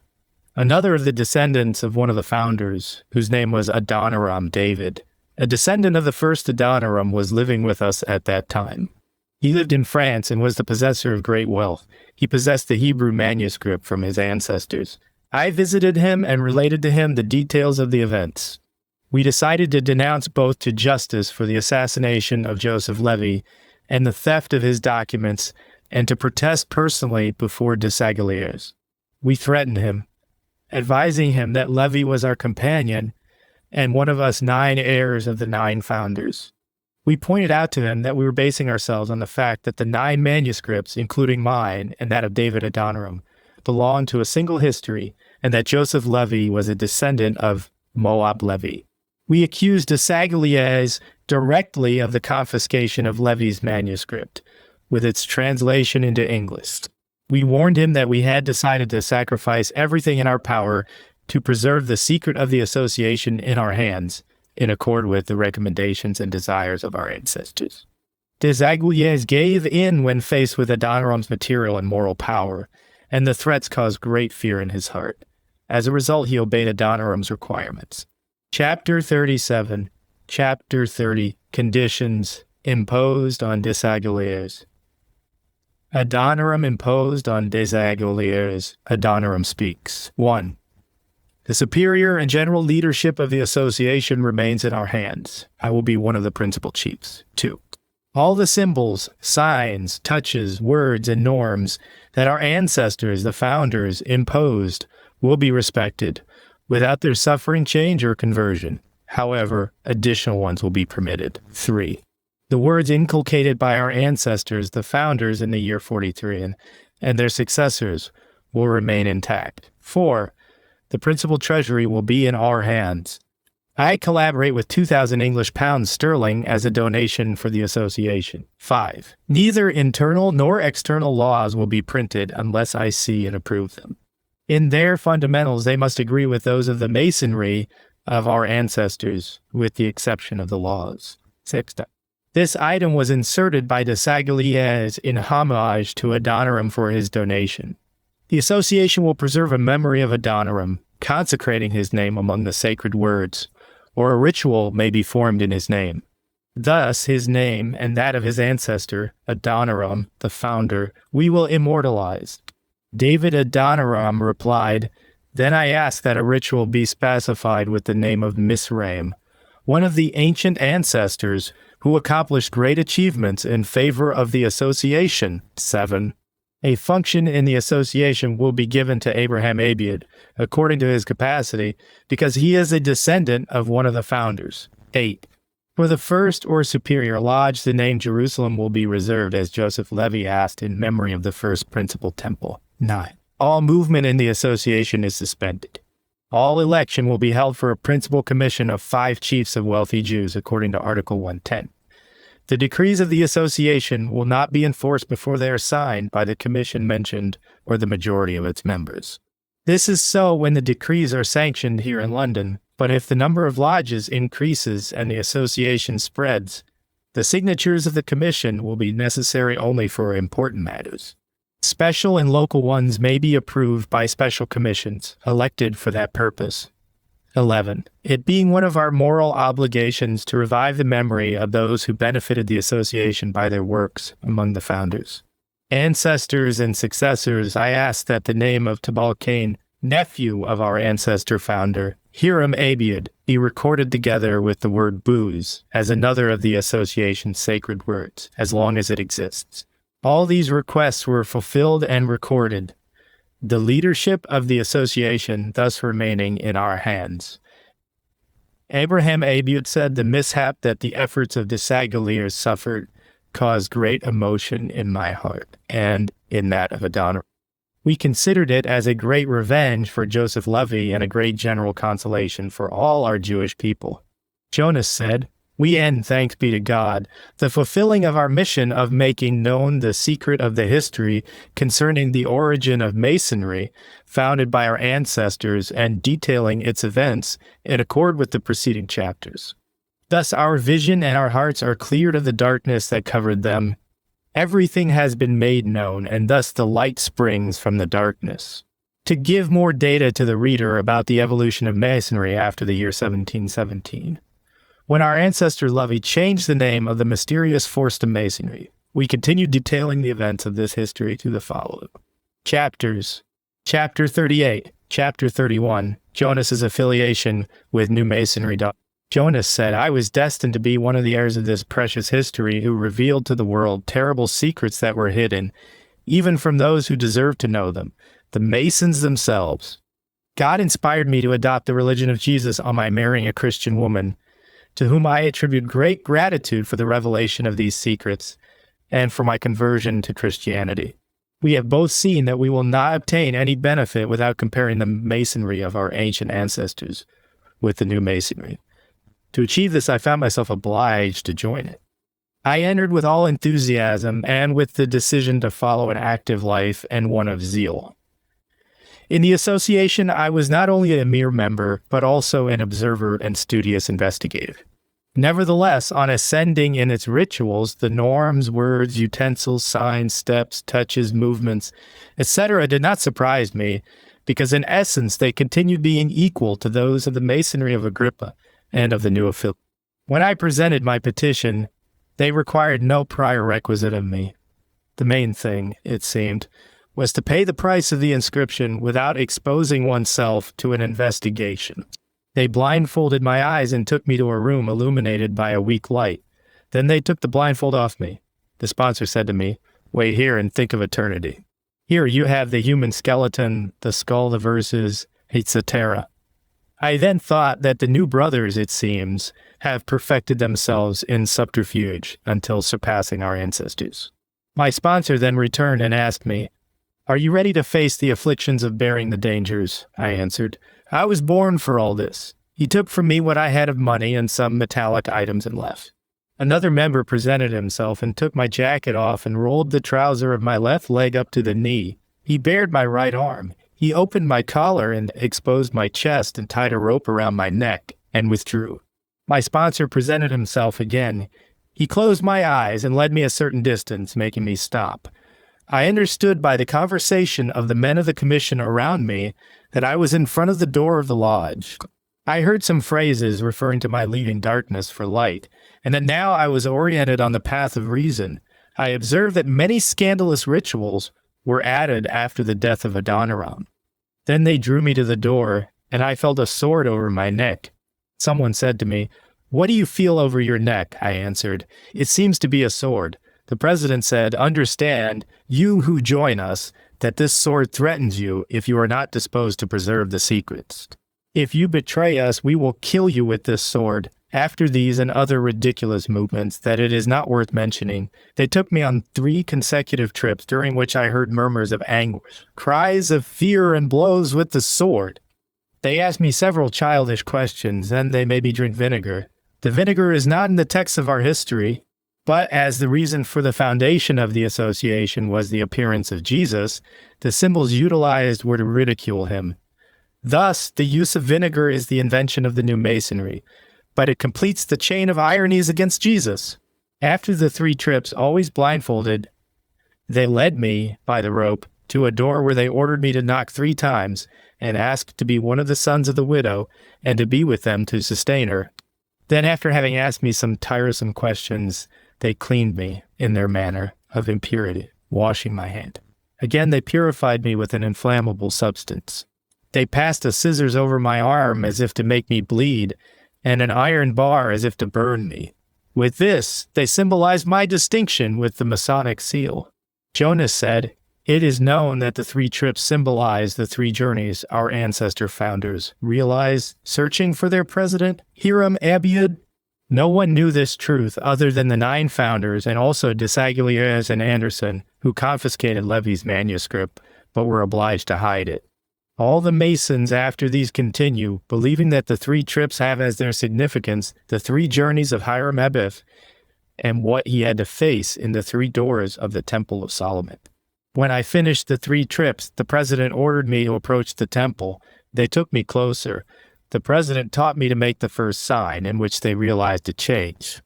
Instead of putting the hand over the head and then lowering it open to the throat, etc., it is begun now by placing the hand over the throat, etc., etc., etc. They moved my feet for me on angle. They made me walk forward 3 steps. They made me kneel with my knees in the form of on angle. Then they made me take the oath that after having ascended to the high degrees and having met with grand masons, I found out that no one gives it importance. Its text and the rituals varied in the majority of lodges, and no mention of God is made in it. I have confirmed that many of the non-Masons know the majority of these signs and symbols through the declarations of the Grand Masons who abandoned the association, denouncing its scandals and declaring their rancor against the monopolizers of those secrets, whom they mock as brothers, the other Masons. They mock all the Masons without fear or shame, from the greatest elder down to the illiterate. The oath ended, the president read some warnings to me. They opened my eyes and untied the rope around my neck. Immediately, they ignited inflammable materials that blinded me. Then I saw that all the brothers took out their swords and extended them over my head and placed their bayonets against my chest. I thought, what benefit springs from these insignificant things that they added to this history? I kept silent until the end. They taught me the touch for greeting. It was the same one that my ancestors in ancient Masonry used, however. Its significance was changed from that of a mere salute to a sign that signifies, tell me the secret word, one beginning with the first letter and the other answering with the following until completing the word. Then they made me understand that my age was 3 years, and they taught me new movements and special praises that did not exist in our history. They tied the apron around my neck, that of our ancestors, acknowledging then that I am an apprentice worker next to the Masons. Chapter 39. Chapter 32. Jonas's ascent to the second degree. Fellow craftsmen, in this degree, innumerable movements and added things exist. Instead of the 3 blows, there are 6, also the trips, the drawings, the symbols, and other things that would bore the reader of this history if they were to be published. For this reason, I will indicate the ritual S of this degree in synthesis. When I ascended in the profession of the Masons and passed from apprentice to fellow craftsman, I congratulated myself, but my brothers congratulated me more, especially the treasurer, who increased the payment, and surely he could congratulated the treasury in his heart for the joy. The congratulation and all the pleasures converge on money, on gold. They showed me, as I resumed the spectacles, a star they called a luminous star. I remembered then the eastern star in the masonry of our ancestors that symbolized the star of the Magi. That is why in the new masonry, the name of the Grand Orient was given to each Masonic club in each country. And also the President's Council in the Lodge is noted Directorate of the East. All this was preserved in new masonry in homage to the founders by David Adoniram, de Sagliers, and Anderson, in accord with what was written in earlier chapters. While I was talking with a brother guide, I tried to test him with the following question. Can you tell me about the founders and the authors of these instructions, signs, symbols, instruments, etc.? He responded, How come you are asking me who founded Masonry? It is unknown to this day. I smiled. He said to me, What makes you smile? I answered him. How can one be in a society without knowing its president and founder? Then he said to me, Come with me to ask the president of the lodge. I went with him, and we asked the president. He responded, This is a question a fellow craftsman like you must not ask. To this I replied with pretense, This fellow craftsman must know one day what is unknown and will make it known to the others. Is that not so? To which he said to me, Try then to ascend. Chapter 40.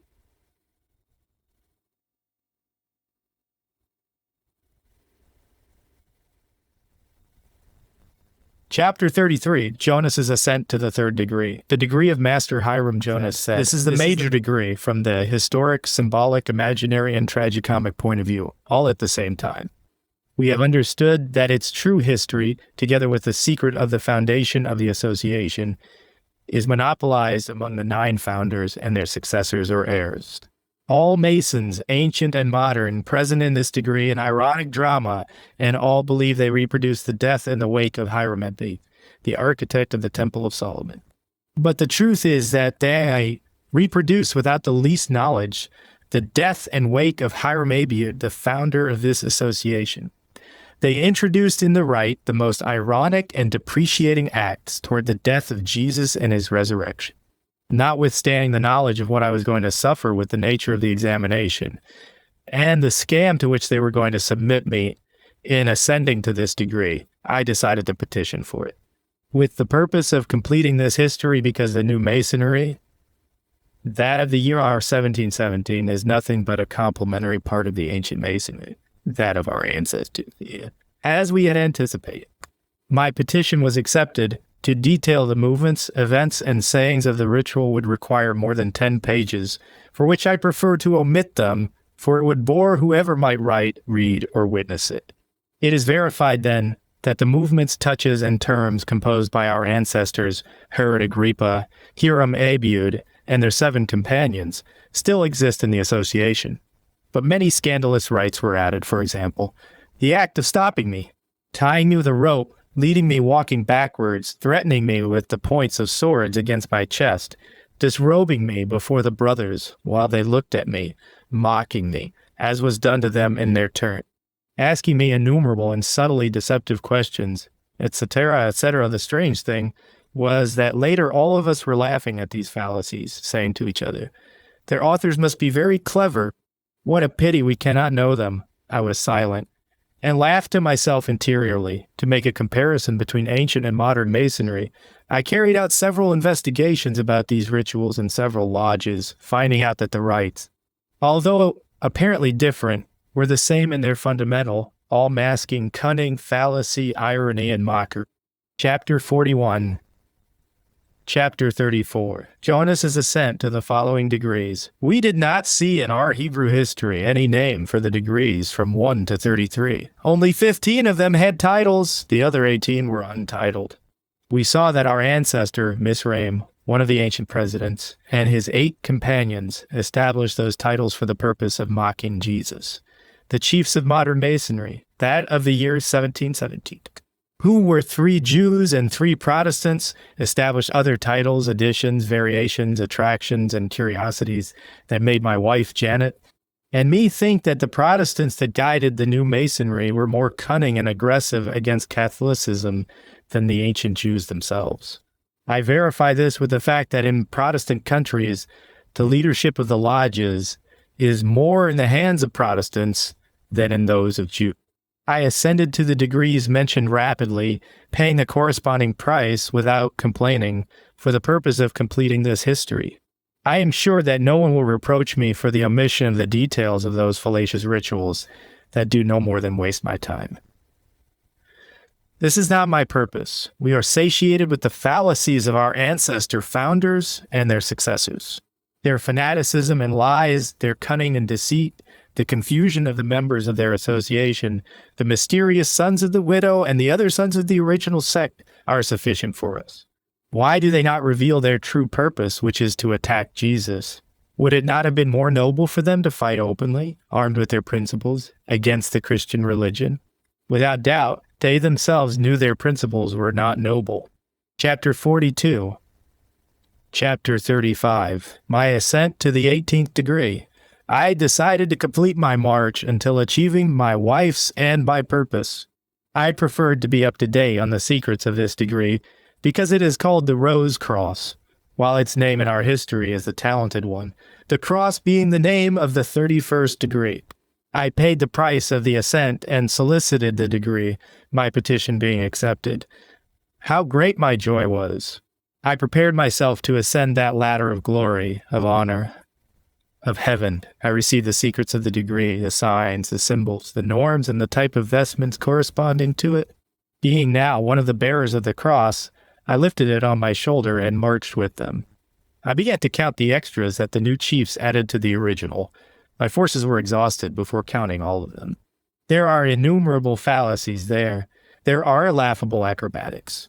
In this degree, I did not find what our ancestors did except the 4 letters Ein-Ri, that signify Jesus, Nazarene, King of the Jews, that they adopted from the cross of Jesus when his crucifiers wanted to mock him. This phrase was one of those imposed by Levi and Adoniram in their agreement with Dissipation. All that I saw in this degree was a new fallacy added to an ancient fallacy. The lodge to which I belong had almost all its members from the Protestant partisans of Dissipation and Anderson, that is to say, from the Protestant sect with the most animosity toward Catholicism. I noticed this truth in the meetings where several suggestions and decrees were presented to attack the Pope and his collaborators. Nevertheless, those suggestions divided us into 2 bands, some in favor and others against. I felt that there was a wave of enmity against religions. The majority of the members disseminated the anti-religious spirit and mocked religion and religious. Meanwhile, some members, I among them, formed a group, although small, of resistance. Considering that my conversion to Christianity was affected by the intercession of my wife, and knowing that she is of a moderate religious nature, not fanatical, I asked her opinion about these secrets. Her opinion and counsel are recorded in the next chapter. Chapter 43, Chapter 36. The counsels offered by Janet. He would no longer associate himself with the enemies of the Church of Rome. Before beginning with her words, my wife required me to relate to her all the efforts and conspiracies that the Masons devised against Catholicism. I told her how, through my permanent contact with the Grand Masons, I discovered that there are 3 groups of them in the lodges. Some of them attack Catholicism, others attack all religions. The third, composed of men from the first 2 groups, battle in politics for the purpose of coming to dominate temporal authority. Here is what my wife said to me: James, your affiliation with the New Masonry was not to support the enemies of religions, nor to support any religion, but, as we have resolved from the beginning, to study it and compare it with the Masonry of your ancestors for the purpose of completing this history. We have both understood in the text of this history the upset produced when your ancestor Lovey changed the name of the association, together with the Sagliers. In accord with what you relate to me, there exists among us Protestants a sect united to the Jews, your relatives, whose goal is to demolish what our Jesus, may he be glorified, and to crush Catholicism and the Roman Church. Such are the principles of de Sagliers and Anderson. My parents and I, dear James, are not of that sect. Yes, we are Protestants, but we are from the intention of crushing the Roman Church. Listen to what I tell you. We believe that Jesus Christ is the one who built it, and he said that it will not fall. You must have our faith in spite of our traditional revolt that we inherited from our parents against the authority of the pontiff. In our hearts, we conceal a firm faith that the Church of St. Peter is the original Church of Jesus. Never have we thought, neither my parents nor I, of associating with the enemies of the Church. You, who are now converted to Christianity through my intercession, must adapt the principles I have inherited from my parents. Be careful in collaborating with those 2 sects, the one that attacks Catholicism in particular, and the other that attacks all religions in general. Be careful that you do not fall into their traps. Since you obeyed me and converted to my religion, you loved me and married me. I desire that you always continue firm with me, in your Christianity, firm in your promises, and in your new principles. Continue then in the path of completing the studies for which you entered the New Masonry, to succeed in satisfying our longings, to reveal truth, and to denounce evil, in order to dissipate the darkness when later the doors of light will be opened before the blindfolded eyes, so they may orient themselves in the path of truth. And there on the peak of the solid mountain of reality, the light will be irradiated that will guide each confused person and each confuser. Chapter 44.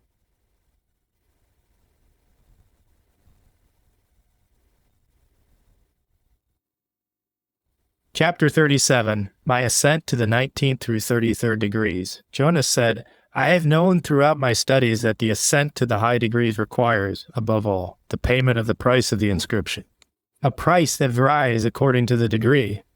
But it also requires activity, zeal, and services on behalf of the principles of the association and the realization of its purposes.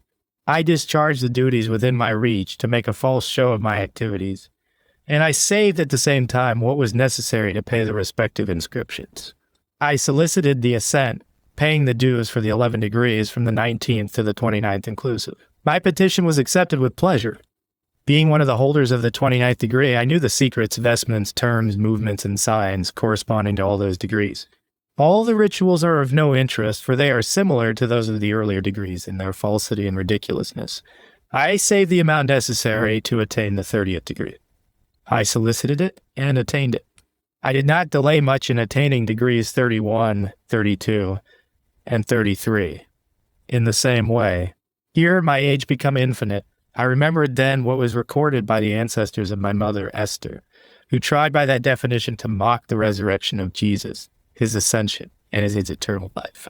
Thus I completed my ascent to the maximum degree of elevation, reaching the gates of heaven.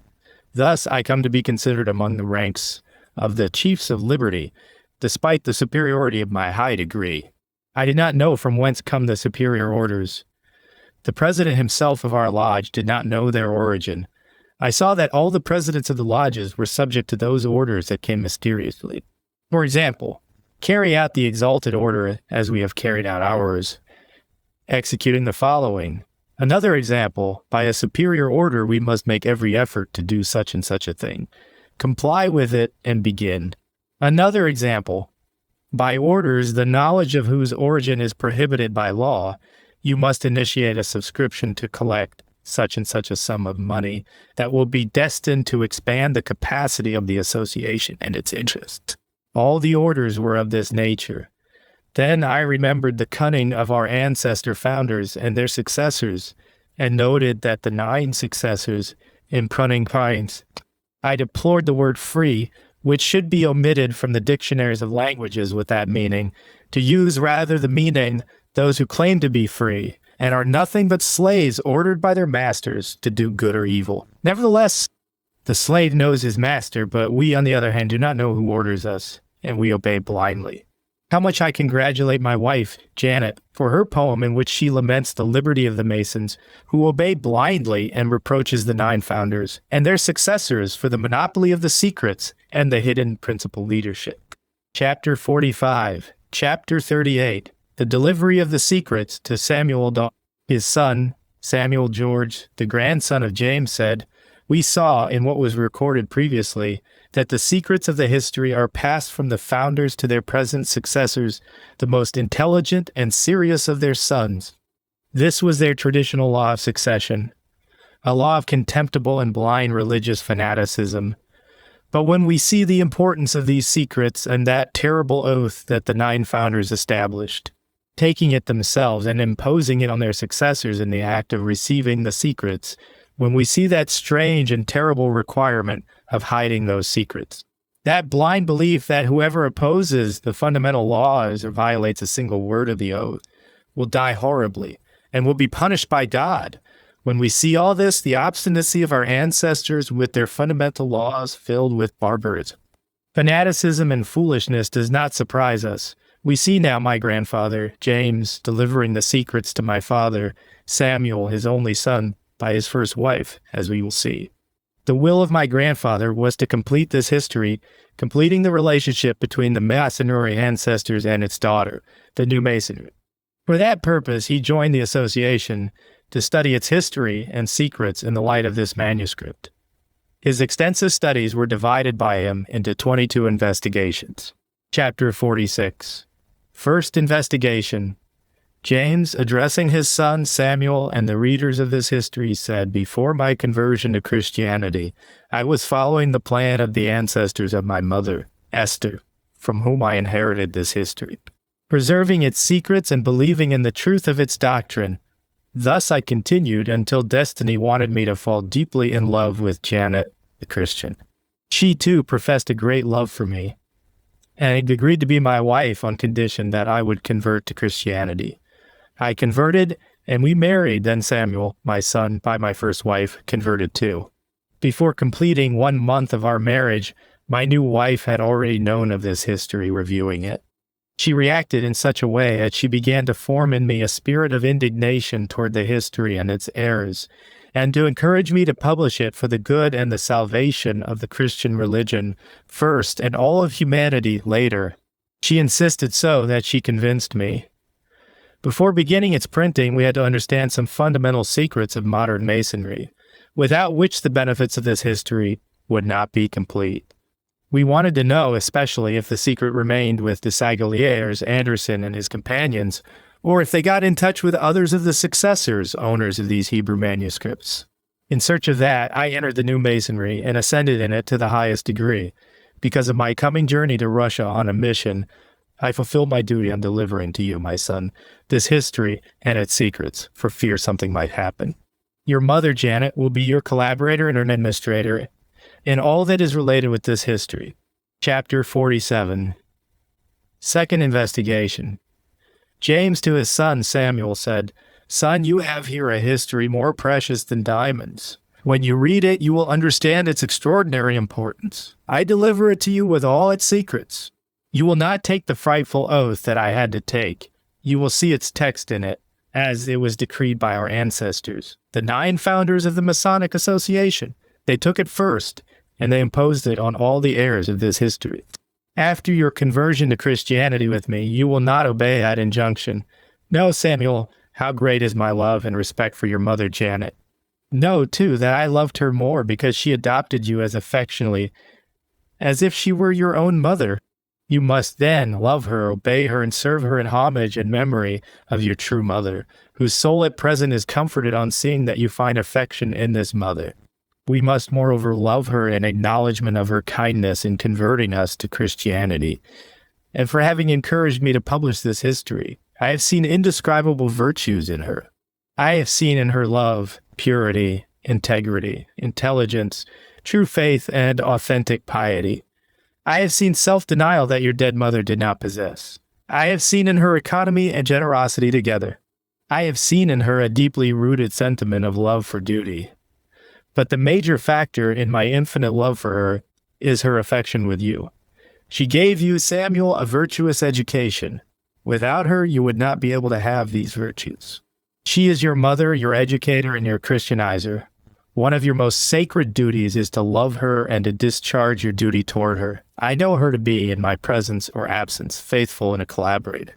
Above all, I desire that you do nothing without consulting her. She, in turn, will give you counsels related to this history and to your other actions.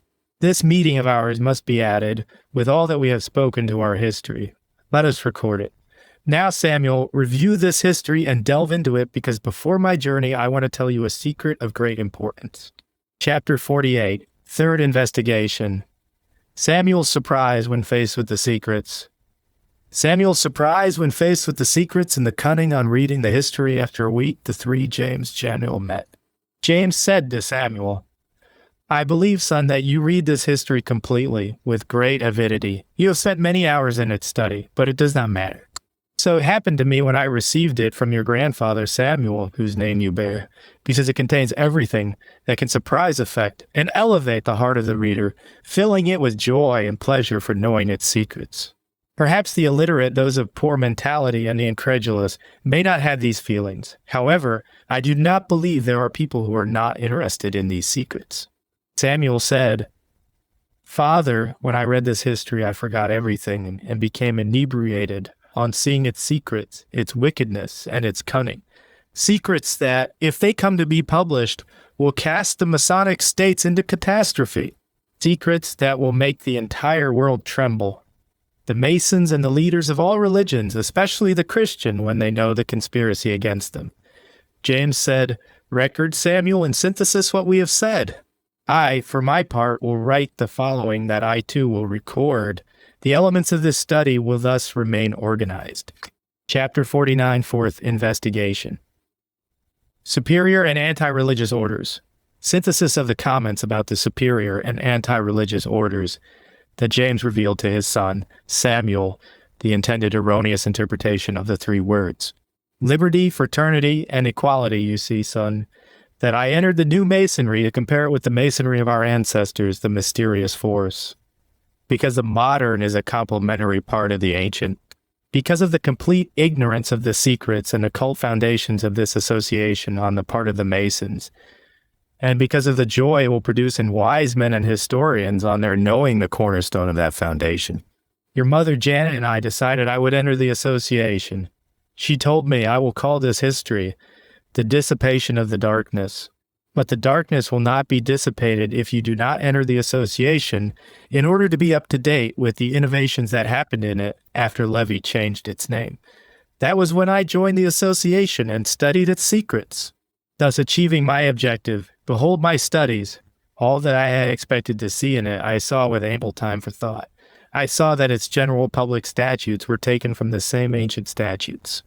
But Anderson and Desaguliers gave it a scientific aspect and a general style suited to all readers, Masons and non-Masons. There is no doubt that David Adoniram collaborated with them, as you observed in his conditions.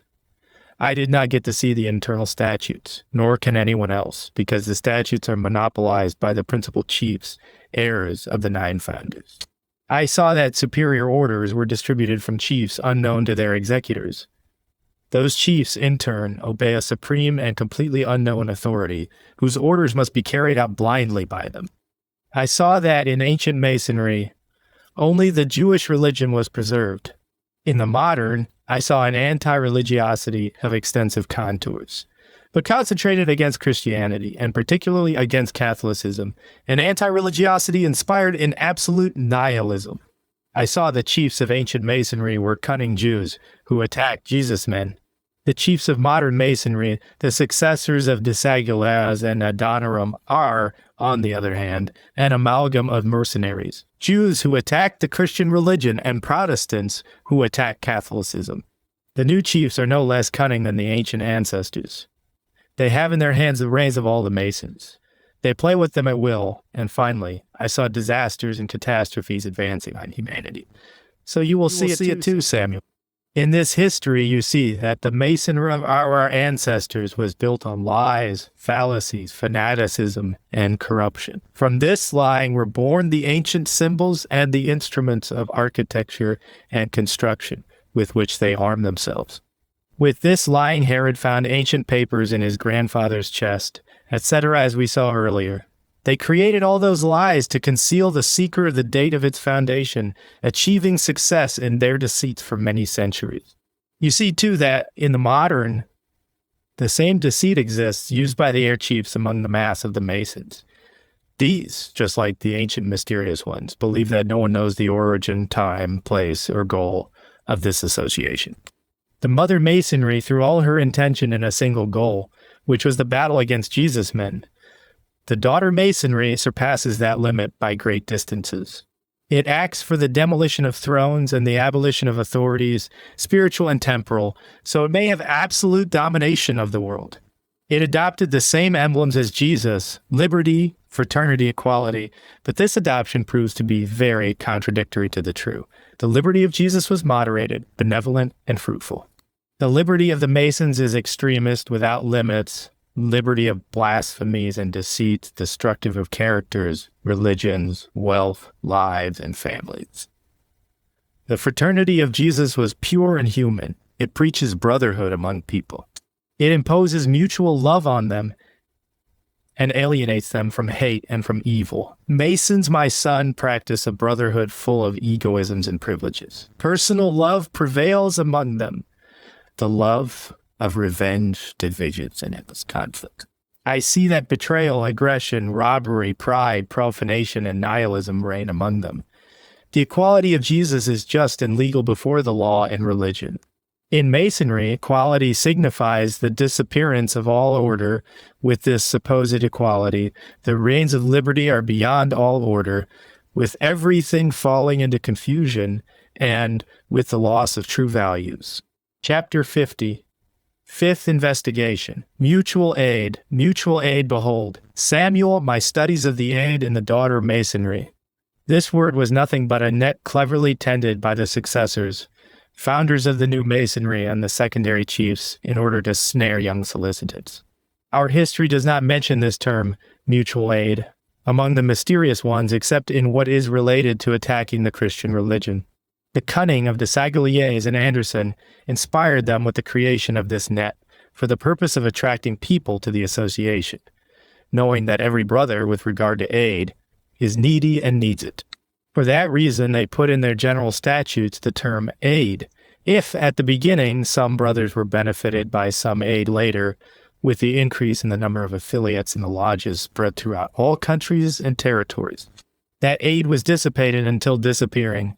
We have heard many complaints from brothers about the neglect of the chiefs, especially when aid was given only to the wealthy brothers. The aid was sold and bought. The discontented ones increased in number, demanding the application of Anderson's law of mutual aid. Finally, they made this stipulation: either Anderson's law of mutual aid be applied or it be revised in this way: whoever pays more receives more aid. I knew many who lost their jobs in commerce, government, industry, and other occupations, it being impossible for the chiefs to offer them aid, and they remained without work. I also know many brothers who intentionally burned down their own businesses, expecting Masonic aid that they never received. Chapter 51. Sixth investigation. The secrets and the principal leadership. The secrets and the principal leadership son, I believe that Dissipation, the Protestant, bequeathed the secrets to his successors, the Protestants, and that David Adoniram bequeathed them to his successors, the Jews, the inheritance proceeding, without doubt, from Dissipation, who had robbed the manuscript from Joseph Levi, the grandfather of my mother, Esther, on the one hand. On the other hand, Adoniram's own manuscript that undoubtedly would be in the possession of his successors until today, as we too possess this manuscript of Adiot. But the chief successors of those two groups, those of Dissipation and those of Adoniram, continue inheriting the same principal secrets and bequeathing them, in turn monopolizing and mocking their brother Masons. Chapter 52, Seventh Investigation. Mother Masonry, her daughters and granddaughters. Mother Masonry, her daughters and granddaughters, the masonry of our ancestors. The mysterious force was called the widowed mother, in honor of Hiram, who was orphaned of his father. Hiram, therefore, was called the widow's son. The mother grew monstrously. If it were not for her, the Jewish religion would have disappeared. But it did not succeed in its longing to annihilate the Christian religion. It did, however, increase enormously. Later, oh surprise, it ended in dissensions and disturbances. Disturbances had dragged it to death. It was ready for burial at the beginning of the 17th century. After a time, it began to revive slowly. In silence and without pain, a daughter was born. Lycism. This creature felt itself weak and retarded in its growth. It asked its mother to give it a sister to aid it. Then new Masonry was born, thanks to the work of Joseph Levi and John Dissipation. The two sisters grew, united by a great love. From them, two groups were formed, one Jewish, the other Protestant. The first group, the Jewish, preserved the principle of the Mother Masonry, which is to attack all Christianity. The second, the Protestant, specialized in attacking Catholicism. Then they arose united and began the war against thrones, destroying a great number of them, and casting royal authority to the ground. Over those ruins they established fictitious republics, whose evil was much worse than that of the thrones. The dilemma was greater because instead of being merely democratic republics, beneficial to the people and the country, they were intentionally based on confusion and injustice, discrediting the two authorities, spiritual and temporal, and liquidating values, respects and rights. Know then that the offspring of those wicked principles have not yet been stopped. In the course of centuries, other daughters and granddaughters will be born of them. Chapter 53. Eighth Investigation. Socialism. Socialism. Know, my son, that the new Masonry, responding to the demands of the enemy of humanity and fulfilling orders to increase the daughters of corruption, gave birth to socialism. This granddaughter came to be evil worse than earliest evils. I predict to you, Samuel, that all these creatures will grow and give birth by satanic spouses to other creatures of wickedness, corruption, and destruction. They will be multiplied, and they will scatter their seeds over all the earth, corrupting it, and how poisonous will be their fruits. Each one of those creatures will form a party, and each party will look out for the interests of its mother, aggravating the evils of confusion, civilization disappearing, eliminating religion, and education degenerating. Then the trumpets of grief and disaster will blow. This prophecy of mine will be fulfilled and will have a great echo. Our descendants will see infernal generations. Men will remember me after my death. They will testify to this opinion of mine that all the corrupt descendants will be daughters and granddaughters of Mother Masonry. How fitting this is with respect to this, evils beget nothing but evils. Chapter 54, Ninth Investigation, Masonic Education. Masonic education, thus, son, you understand that modern Masonry preaches exaggerated liberty to attract the people. Man is by nature inclined to absolutism. The Father Masons inherited this style of life from their fathers, expand it generation after generation, until reaching little by little, nihilism. The Father Masons create in their sons the love of easy objectives. They educate them in the love of the worldly, and they inculcate in them disbelief in punishment for wickedness and in reward for good works. Thus, the sons are reared in extremist liberty, corrupt character, and avid desire. It is necessary to mention those few Masons who, knowing that terrible evil, impede their sons from joining Masonry, giving them a correct education. Chapter 55, 10th Investigation, Masonic Teaching. Masonic teaching all that I have recorded in my investigations about the foundation of New Masonry. And what we see in the New Human Community is confirmed in the Masonic laical anti-religious institutions. These institutions, Samuel, on increasing in number, will be a disaster for religions, because whoever is bred and educated in the principles of no religion will grow, marry, and have children without their knowing a religion that leads them to God and to follow the path of reason. The parents, sunk in worldly joys, cannot do anything but bring their children up according to this system. The laical institutions, my son, will be a rude blow for religions. You will see the certainty of my prophecy. What horrendous sin those first ancestors bear. Chapter 56. 11th Investigation. The responsibility of the corrupt clergy. The responsibility of the corrupt clergy, this son, is an investigation on which I should not comment, because we are still new in a religion that is an enemy of Masonry.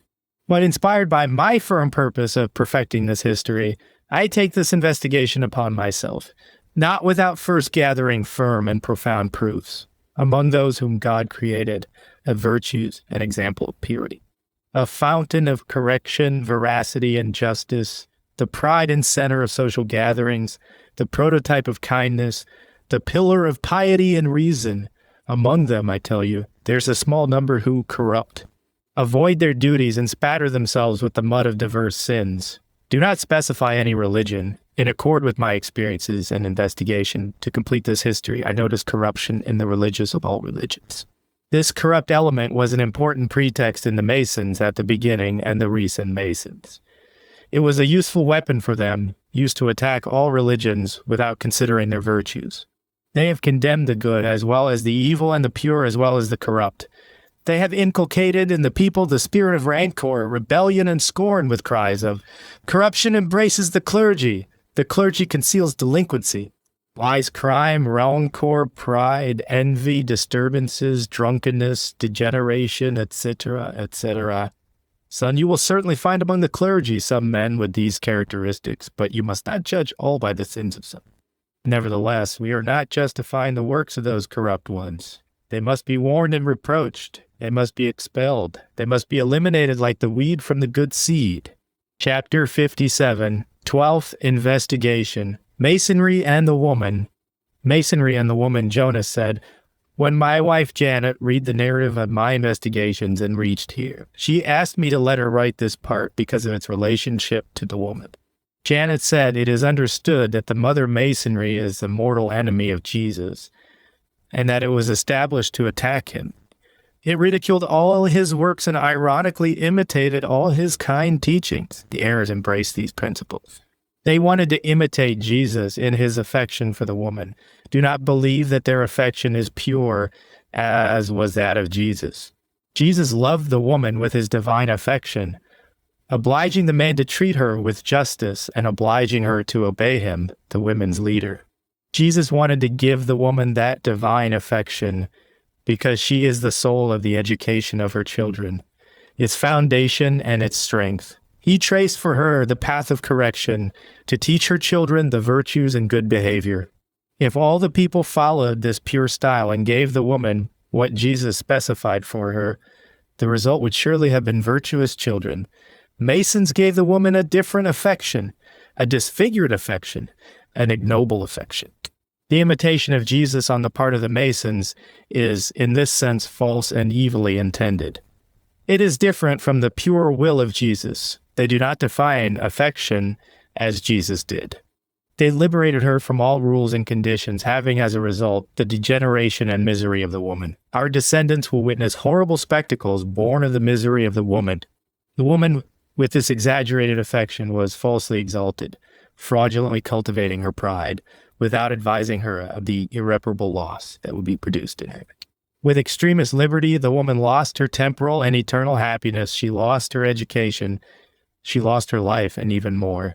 She made the world lose family, social, educational, and procreative order.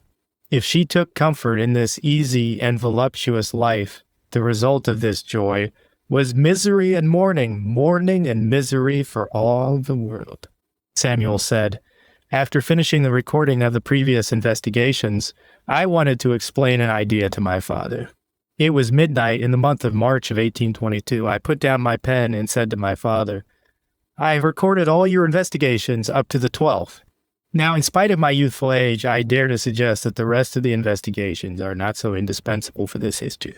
It is enough indeed to mention their titles: item, Masonry and Intuition item, Eternity item, Beliefs item, the Mosque, etc., etc. Then James, reviewing the investigations mentioned, agreed to Samuel's proposal. Looking then at his wife, he said to her, I fulfilled your sacred will, dear Janet. I fulfilled my mission and my duty. I dissipated the darkness, as you asked me to. I justify my attitude before science, history, religion, and I am content. Now the history of my ancestors is in your hands and those of my son Samuel. Soon I will be traveling, and you will have the right, if I do not return, of giving to this manuscript the destiny that God will inspire in you. Janet said, after those events, my husband traveled and died in a foreign land in the year 1825. May God give him peace in reward for his great work for humanity. Chapter 58. Some references on Freemasonry. Encyclopedic Dictionary of the Masonic Order, edited in Buenos Aires in 1947. False Light, VG 496. With respect to the origin of Masonry, absolutely nothing concrete and indisputable can be affirmed prior to the transformation and evolution of the year 1717, which is the true rational and demonstrable origin of the order. Salvat Encyclopedic Dictionary, 9th edition, Vol. 6, pg 127, Freemasonry, secret association in which are used several symbols taken from Masonry, such as squares, levels, etc. History. Freemasonry claims to be an association of men who are dedicated to the personal improvement of their members and universal brotherhood, based on acclaimed religious tolerance and with principles of humanitarianism. It is a secret society whose goals are known entirely only to those who have reached the highest degrees of initiation, and that conceals its activities under symbolism apparently derived in great part from the occupation of Mason and from the art of architecture. In regard to its origin, it is the almost general opinion today that it was born of the ancient guilds of English Masons, 4 of whom, under the initiative of one of their leaders, Anthony Sayre, founded the first Grand Lodge in 1717. Having edited, then in the early years of its existence, the statutes of the order, of which, for the first time, the ancient duties that are still in force today formed a part. This Freemasonry, called Anglo-American, so it seems, does not have the anti-religious spirit that characterizes the Roman or Latin. The latter, subject to the influence of the Grand Orient of France, does not require of its members the belief in the great architect and in the immortality of the soul, and has been marked always by its anti-clerical position. The first French lodge was founded in Dunkirk in 1721 under the influence of English Freemasonry, from which were derived also the first lodge of Spain, 1728, and that of Portugal, 1735. In 1925, fascism dissolved it, and in 1934, Nazism continued its example. In Spain, by a law of March 1, 1940, it has been condemned, and it is considered a form of crime to belong to it. In France, the government of Pétain also prohibited its officials forming part of it. The Church prohibits belonging to Freemasonry under pain of excommunication under Canon 2335 of the Corp. Church. Earlier, Clement XII, 1738, Benedict XIV, 1751, Pius VII, 1821, Leo XII, AI. In 1934, 4.5 Masons existed in the world, of which 200 pertain to the European continent, 479 to Great Britain, and 260 to the United States. Universal Illustrated Encyclopedia, Espasa, Barcelona, Masonry, Origin and Development of Masonry, pg 733, Volume 33. There are 3 principal theories. 1, that which attributes the origins of Masonry to the Knights Templar to that which supposed it was born of the battle launched by the popular classes to free themselves from the pressure of feudalism, taking for its base the organizations of the societies and guilds. 3.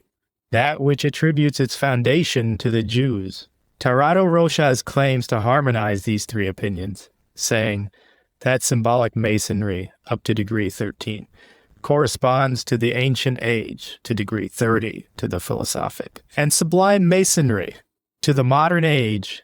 Without going into details about these diverse opinions, we observe only that the one that still enjoys the most credit is that which makes Masonry a continuation and transformation of the ancient corporations of architects and builders of buildings, in which the artisans were making room for more learned members with whom they began speculative discussions, until coming to transform itself into modern Masonry references gathered by the translator to Spanish. James Oliver, in his book Antiquity of Masonry was practiced in other planetary systems before the formation of the Earth. Alberto J. Triana, in his book Masonry, History of the Brothers, 3 points, pt. With respect to ancient Masonry, great obscurity reigns, which gave place to the invention of numerous hypotheses, many of them improbable, absurd, and ridiculous, such as those like, for example, the making of its dating back to our first father, Adam, the order being initiated by the eternal father in the earthly paradise to Lamech, the killer of Cain, who killed his brother, to Zoroaster, supreme head of the Magi and founder of Mazdaism, religion of the Persians, contained in the sacred books of the Zend-Avesta, to Confucius, founder of the religion of the Chinese, to Pythagoras, Greek philosopher and mathematician, founder of the sect of Pythagoreans. Numerous concurrences exist between Judaism and Masonry. On the other hand, the obscurity of its origin is a tactic that the Masons employ in order to make difficult the investigation of its ultimate goals. Nevertheless, in spite of the fact that historically such origin has not been able to be demonstrated, it is a fact that Jews as well as Protestants easily accommodate themselves to the purposes of Masonry, because modern Judaism suffers the same crisis in its religious beliefs as Protestantism, and because everything that is directed directly against Christianity protects in a similar manner Judaism. Mariano Tirado Rojas, converted Mason, states, according to Triana, that the order was founded after the diaspora or dispersion of the Jews, on Jerusalem's being destroyed by the Romans in the year 70, that it always subsisted hidden, that it made use of the associations of medieval artisan builders for its purposes, and that it succeeded in conquering members among the Night Crusaders in the Holy Land. Joseph Lehman, Catholic priest, wrote the following. The origin of Freemasonry must be attributed to Judaism, certainly not to Judaism as a whole, but at least to a perverted Judaism. Nicholas Saracossa states, the inventor, founder, or introducer of the Masonic system, if he was not a Jew by circumcision, was as much a Jew at heart as the best of the circumcised, for Masonry breathes Judaism through its foresight. The Rabbi Isaac Wise wrote in 1855. Masonry is a Jewish institution whose history, degrees, assignments, signs, and explanations are of a Jewish nature from beginning to end, the Jewish historian Bernard Lazare wrote. It is evident there were only Jews and Kabbalistic Jews in Masonry's origin, and finally Herzl, the founder of Zionism in 1897 in Switzerland, said Masonic lodges established all over the world offered to help us achieve our independence. Those pigs, the non-Jewish Masons, will never understand the final object of Masonry.